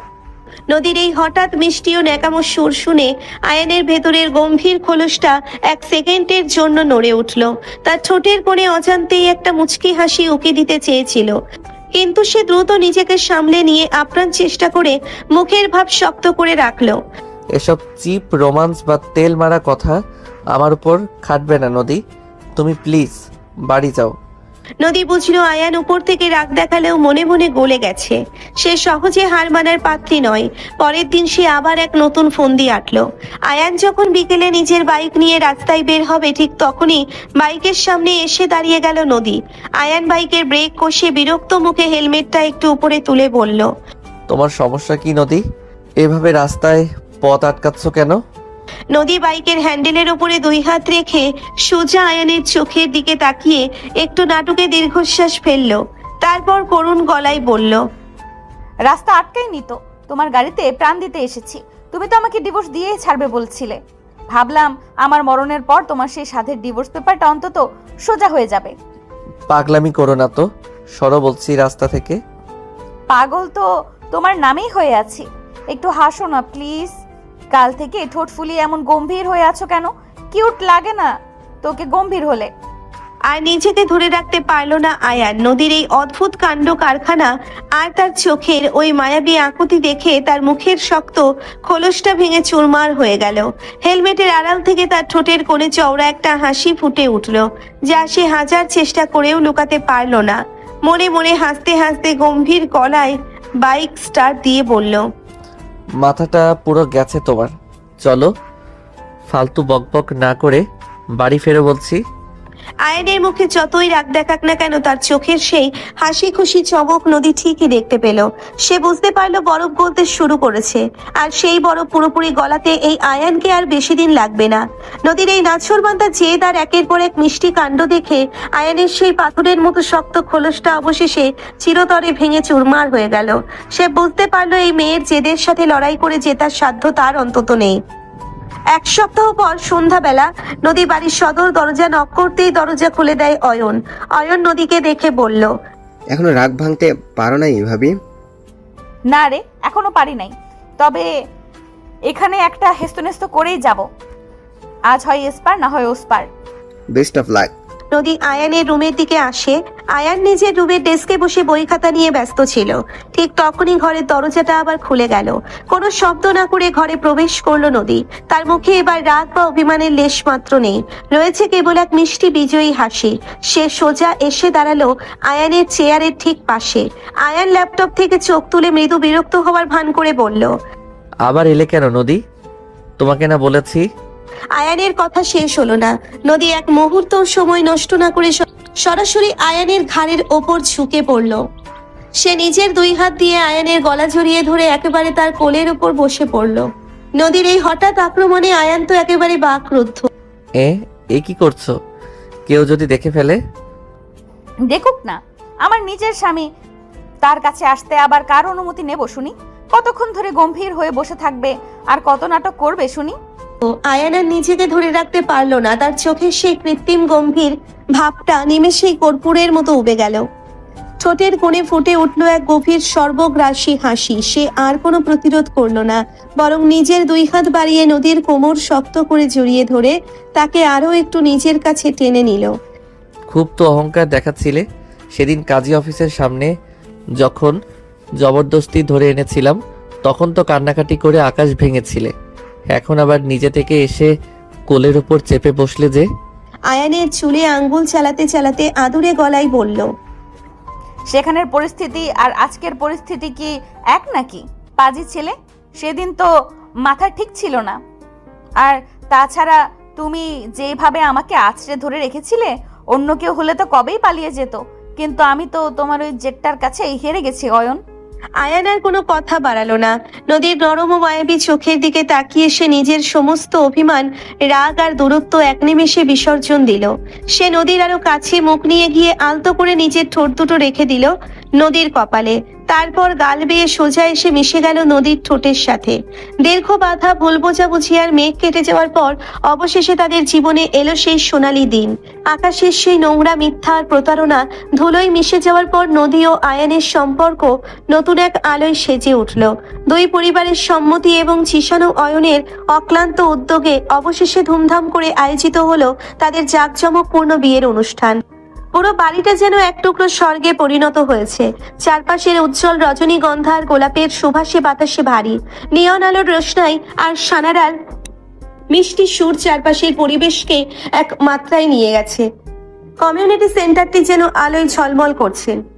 কোণের সাজে নদী আজ এক অপার্থিব সুন্দরী। পরনে তার রক্তলাল বেনারসি শাড়ি, লজ্জায় ও উত্তেজনায় তার বুক তখন কাঁপছে। অন্যদিকে বর আয়ান সেজেছে আভিজাত্যের সাথে। তার পরনে সূক্ষ্ম কাকের অফ হোয়াইট রঙের জমকালো শেরওয়ানি, গলায় রেশমি ওড়নার, মাথায় রাজকীয় শেরওয়ানি পাগড়ি। তার দীর্ঘ ও মার্জিত উপস্থিতিতে চোখ জুড়িয়ে যাওয়ার মতো অবস্থা। অনুষ্ঠান প্রাঙ্গণে আত্মীয় স্বজন ও আমন্ত্রিত অতিথিদের কোলাহলে মুখর চারিদিক। জিশান ও অয়ন দুই ভাই মিলে পুরো অনুষ্ঠানটা মাথায় তুলে রেখেছে। বন্ধু বান্ধবদের হাসাহাসি আর খুনসুটিতে চারপাশ সরগরম। নিয়ম ও শরিয়া মোতাবেক মূল অনুষ্ঠান শুরু হলো। সুসজ্জিত একটি স্টেজে নদীর জন্য নির্ধারিত লাল গালিচার আসনে তাকে বসানো হলো। একটু পরেই কাজী সাহেব এসে উপস্থিত হলেন। দুই পরিবারের মুরব্বীদের উপস্থিতিতে শুরু হলো আকদের পবিত্র পর্ব। কাজী সাহেব গাম্ভীর্য ও শ্রদ্ধার সাথে আয়ানের দিকে তাকিয়ে পবিত্র সুন্নাহ অনুযায়ী প্রশ্ন করলেন, বাবা আয়ান, আপনার সাথে কি নদীর 3 লক্ষ টাকা দেনমোহরে বিবাহ সম্পন্ন করার জন্য কি আপনি সম্মতি আছেন? আয়ান এক মুহূর্ত নদীর দিকে তাকালো। নদীর লাজুক চোখ তখন নিচের দিকে নামানো, কিন্তু ঠোঁটের কোণে এক চিলতে সুখের হাসি লুকিয়ে আছে। আয়ান দৃঢ়, স্পষ্ট ও গভীর আত্মবিশ্বাসী গলায় 3 বার উত্তর দিল, কবুল। আলহামদুলিল্লাহ, কবুল কবুল। এরপর পালা কোণের। কাজী সাহেব নদীর পাশে এসে যখন একইভাবে সম্মতি চাইলেন, তখন জিশান পেছন থেকে ফিসফিস করে বোনকে ইশারা করতেই নদী লজ্জায় লাল হয়ে মাথা নিচু করে 3 বার স্পষ্ট ও মিষ্টি গলায় বলে উঠল, কবুল। আলহামদুলিল্লাহ, কবুল কবুল। চারিদিক থেকে তখন আলহামদুলিল্লাহ ও মোবারকবাদের ধ্বনিতে প্রাঙ্গণ মুখরিত হয়ে উঠল। গোলাপ জলের সুভাষার আতরের গন্ধে চারপাশটা মোমো করছে। অতিথিরা একে অপরকে মিষ্টি মুখ করাচ্ছেন। জিশানের অয়ন মিষ্টির প্লেট হাতে নিয়ে এক টেবিল থেকে অন্য টেবিলে ছুটে বেড়াচ্ছে। এরপর এলো সেই কাঙ্ক্ষিত মুহূর্ত, নজরবন্দি আশীর্বাদের পালা। আয়ান ও নদীর মাঝে ধরা হলো একটি বড় আয়না, যার উপর কোরআনের আয়াত খোদাই করা। মাঝখানে রাখা হলো পবিত্র কোরআন শরীফ। আয়নার সামনে পাশাপাশি বসলো দুজনে। আয়ান আলতো করে নিজের হাত বাড়িয়ে নদীর হাতটি নিজের মুঠোয় তুলে নিল। নদীর হাতের কনকনে ঠান্ডা আঙ্গুলগুলো আয়ানের উষ্ণ হাতের স্পর্শে কেঁপে উঠল। আয়ান নদীর কানের কাছে মুখ নিচু করে ফিসফিস করে বলে উঠল, এবার বলো মিসেস নদী আয়ান চৌধুরী, পালানোর আর কোনো রাস্তা আছে নাকি? নদী লজ্জা মিশ্রিত তির্যক দৃষ্টিতে আয়ানের দিকে তাকিয়ে নিজের হাত দিয়ে আয়ানের পিঠে হালকা একটি চিমটি কেটে মিষ্টি হেসে ফিসফিস করে জবাব দিল, পালানোর কোনো ইচ্ছা আমার আর নেই মিস্টার জামাই বাবু। এবার সারা জীবন এই জেদি বউটার সাথেই কাটাতে হবে। দুজনের এই মিষ্টি খুনসুটি আর চোখের পলকহীন ভালোবাসার চাহনির মধ্য দিয়ে জীবনের এক নতুন ও সুন্দর অধ্যায়ের সূচনা হলো। সমস্ত অন্ধকারের অবসান ঘটিয়ে তাদের এই ভালোবাসা পূর্ণতা পেল এক চিরন্তন বন্ধনে। বিয়ের সমস্ত আনুষ্ঠানিকতা শেষ করে গভীর রাতে যখন নদীকে তাদের সাজানো বাসর ঘরে নিয়ে আসা হলো, তখন তার বুক কাঁপছে অজানা এক শিহরণে। চারপাশটা থোকা থোকা রজনীগন্ধা আর লাল গোলাপের পাপড়িতে এক স্বর্গীয় রূপ নিয়েছে। মৃদু আলোয় আচ্ছন্ন ঘরটায় মিষ্টি একটা সুবাস ছড়ানো। খাটের এক পাশে লাল বেনারসি পরে বসে আছে নদী, মাথাটা একটু নিচু করা। এমন সময় আলতো পায়ে ঘরের দরজা খুলে ভেতরে প্রবেশ করলো আয়ান। পরনে তার হালকা রঙের একটি পাঞ্জাবি পায়জামা। সে শান্ত পায়ে এসে দরজাটা বন্ধ করে দিল এবং ধীরে ধীরে এগিয়ে এসে বসলো নদীর ঠিক সামনে। এতদিন তো বেশ তেরে ফুরে রূপ দেখিয়েছিলে মিসেস নদী, আজ হঠাৎ এত লজ্জা পাওয়ার কারণ কি? আয়ানের রসিকতা শুনে নদী আর নিজের লাজুক ভাব ধরে রাখতে পারলো না। সে আস্তে করে মুখ তুলে আয়ানের চোখের দিকে তাকালো। তার ঠোঁটের কোণে ফুটে উঠল এক চিলতে অভিমানী ও মিষ্টি হাসি। খুব হাসাহাসি করা হচ্ছে না? এতদিন ধরে আমাকে জ্বালাতে পেরে খুব আনন্দ হচ্ছে বুঝি? আয়ানের হাসি চেপে রাখতে পারলো না। সে হাত বাড়িয়ে নদীর মাথার ভারী ঘোরটোপ ও বেনারসির আঁচলটা একটু সরিয়ে দিল, তারপর আলতো করে নদীর চিবুকটা ধরে নিজের দিকে ফিরিয়ে কপালে ভালোবাসার এক দীর্ঘ চুমু খেলো। আনন্দ তো এখন শুরু হলো নদী, তোমাকে তো সহজে ছেড়ে দেব না ভেবেছো? আয়ানের এই উষ্ণ ছোঁয়া আর কথার গভীরতায় নদীর সমস্ত জড়তা নিমেষেই উবে গেল। সে নিজের দুটো হাত বাড়িয়ে জড়িয়ে ধরলো আয়ানের গলা। তারপর ঠিক আগের মতো সেই বকাটেও জেদি গলায় ফিসফিস করে বলে উঠল, কে বলেছে আমি পালাতে চাইছি? সারা জীবন তো তোমার এই জেদের কাছেই বন্দী হয়ে থাকতে চেয়েছি আয়ান। নদীর এই আত্মবিশ্বাসী ও মিষ্টি স্বীকারোক্তি শুনে আয়ানের মুখের সেই মৃদু হাসিটুকুই যেন গভীর এক নেশায় রূপ নিল। সে আর এক মুহূর্ত দূরত্ব বজায় রাখলো না। নদীর ভারী লাল বেনারসির আঁচলটা খাট থেকে আলতো করে সরিয়ে সে নদীর আরো কাছে ঘেঁষে বসলো। আয়ান নিজের দুই হাত দিয়ে নদীর দুই কাঁধ ছুঁয়ে তাকে ধীরে ধীরে বিছানায় শুইয়ে দিল। নদীর শরীরের উপর ঝুঁকে পড়ে সে এক দৃষ্টিতে তাকিয়ে রইল তার চন্দনে মাখা লজ্জারাঙা মুখের দিকে। মাথার খোপায় গোজা বেলি ফুলের সুবাস আর নদীর গায়ের মিষ্টি আতরের ঘ্রাণ পুরো বাসর ঘরটার বাতাসকে আরো ভারী করে তুলল। আজ আর পালানোর কোনো রাস্তা নেই নদী। জিসান বা অয়ন কেউই তোমাকে বাঁচানোর জন্য আর দরজা ভাঙতে আসবে না। কে বলেছে বাঁচানোর কেউ লাগবে? আমি তো নিজেই স্বেচ্ছায় তোমার এই খাঁচায় ধরা দিতে এসেছি মিস্টার স্বামীজি। নদীর কথা শেষ হওয়ার আগেই আয়ান তার উষ্ণ ঠোঁট দুটো নামিয়ে আনলো নদীর কপালে। তারপর সেখান থেকে চিবুক বেয়ে সোজা এসে মিশে গেল নদীর ঠোঁটের সাথে। সেই গভীর ও আবেগময় চুম্বনে যেন এতদিন জমে থাকা সমস্ত অভিমান, ভুল বোঝাবুঝি আর দূরত্ব চিরকালের মতো ধুয়ে মুছে সাফ হয়ে গেল। ঘরের মৃদু আলোয় তখন কেবল দুই জোড়া নিঃশ্বাসের শব্দ। আয়ানের আলতো হাতের ছোঁয়া আর নদীর কাঁপতে থাকা শরীরের রোম্যান্স পুরো বাসর ঘরটার পরিবেশকে আরো বেশি মোহময় করে তুলল। নদী তখনও আচ্ছন্ন হয়ে আছে আয়ানের চোখের গভীর নেশায়। আয়ানের নদীর খুব কাছে মুখ নামিয়ে এলো। তার হাতের উষ্ণ আঙ্গুলগুলো নদীর গালের চন্দন ঘষে যাওয়া ত্বক ছুঁয়ে গেল। নদী লজ্জায় চোখ বন্ধ করে ফেলল, কিন্তু তার ঠোঁটের কোণে লেপ্টে রইল সেই চিরপরিচিত জেদি ও মিষ্টি হাসি। আয়ান খুব নিচু ভারী ও আচ্ছন্ন গলায় ফিসফিস করে বলল, চোখ বন্ধ করে আছো কেন নদী? আমাকে ভয় পাচ্ছে নাকি তোমার ওই পাজি মনটা? নদী চোখ খুলে সোজা আয়ানের চোখের দিকে তাকিয়ে মৃদু অথচ স্পষ্ট গলায়, ভয়? তোমার মতো একটা জেদি মানুষের সাথে বিয়ে হওয়ার পর আর কিসের ভয় বলো? ভয় তো তোমার পাওয়া উচিত, কারণ এখন থেকে তোমার সমস্ত পাগলামি আমাকেই সামলাতে হবে। নদীর এই চতুর ও আদুরে চ্যালেঞ্জ শুনে আয়ান আর নিজেকে আটকে রাখতে পারল না। সে এক চিলতে বাঁকা হাসি হেসে সরাসরি নদীর ওপর ঝুঁকে পড়ল। নদীর লাল বেনারসি শাড়ির আঁচলটা খট করে নদীর ওপর থেকে পুরোপুরি সরিয়ে দিয়ে সে নিজের মুখ নামিয়ে আনলো নদীর ঘাড়ের খোলা জায়গায়। আয়নের উষ্ণ নিঃশ্বাস আর ঠোঁটের আলতো ছোঁয়া যখন নদীর গলায় ও ঘাড়ে গিয়ে লাগলো, তখন নদীর সারা শরীরে এক অদ্ভুত শিহরণ বয়ে গেল।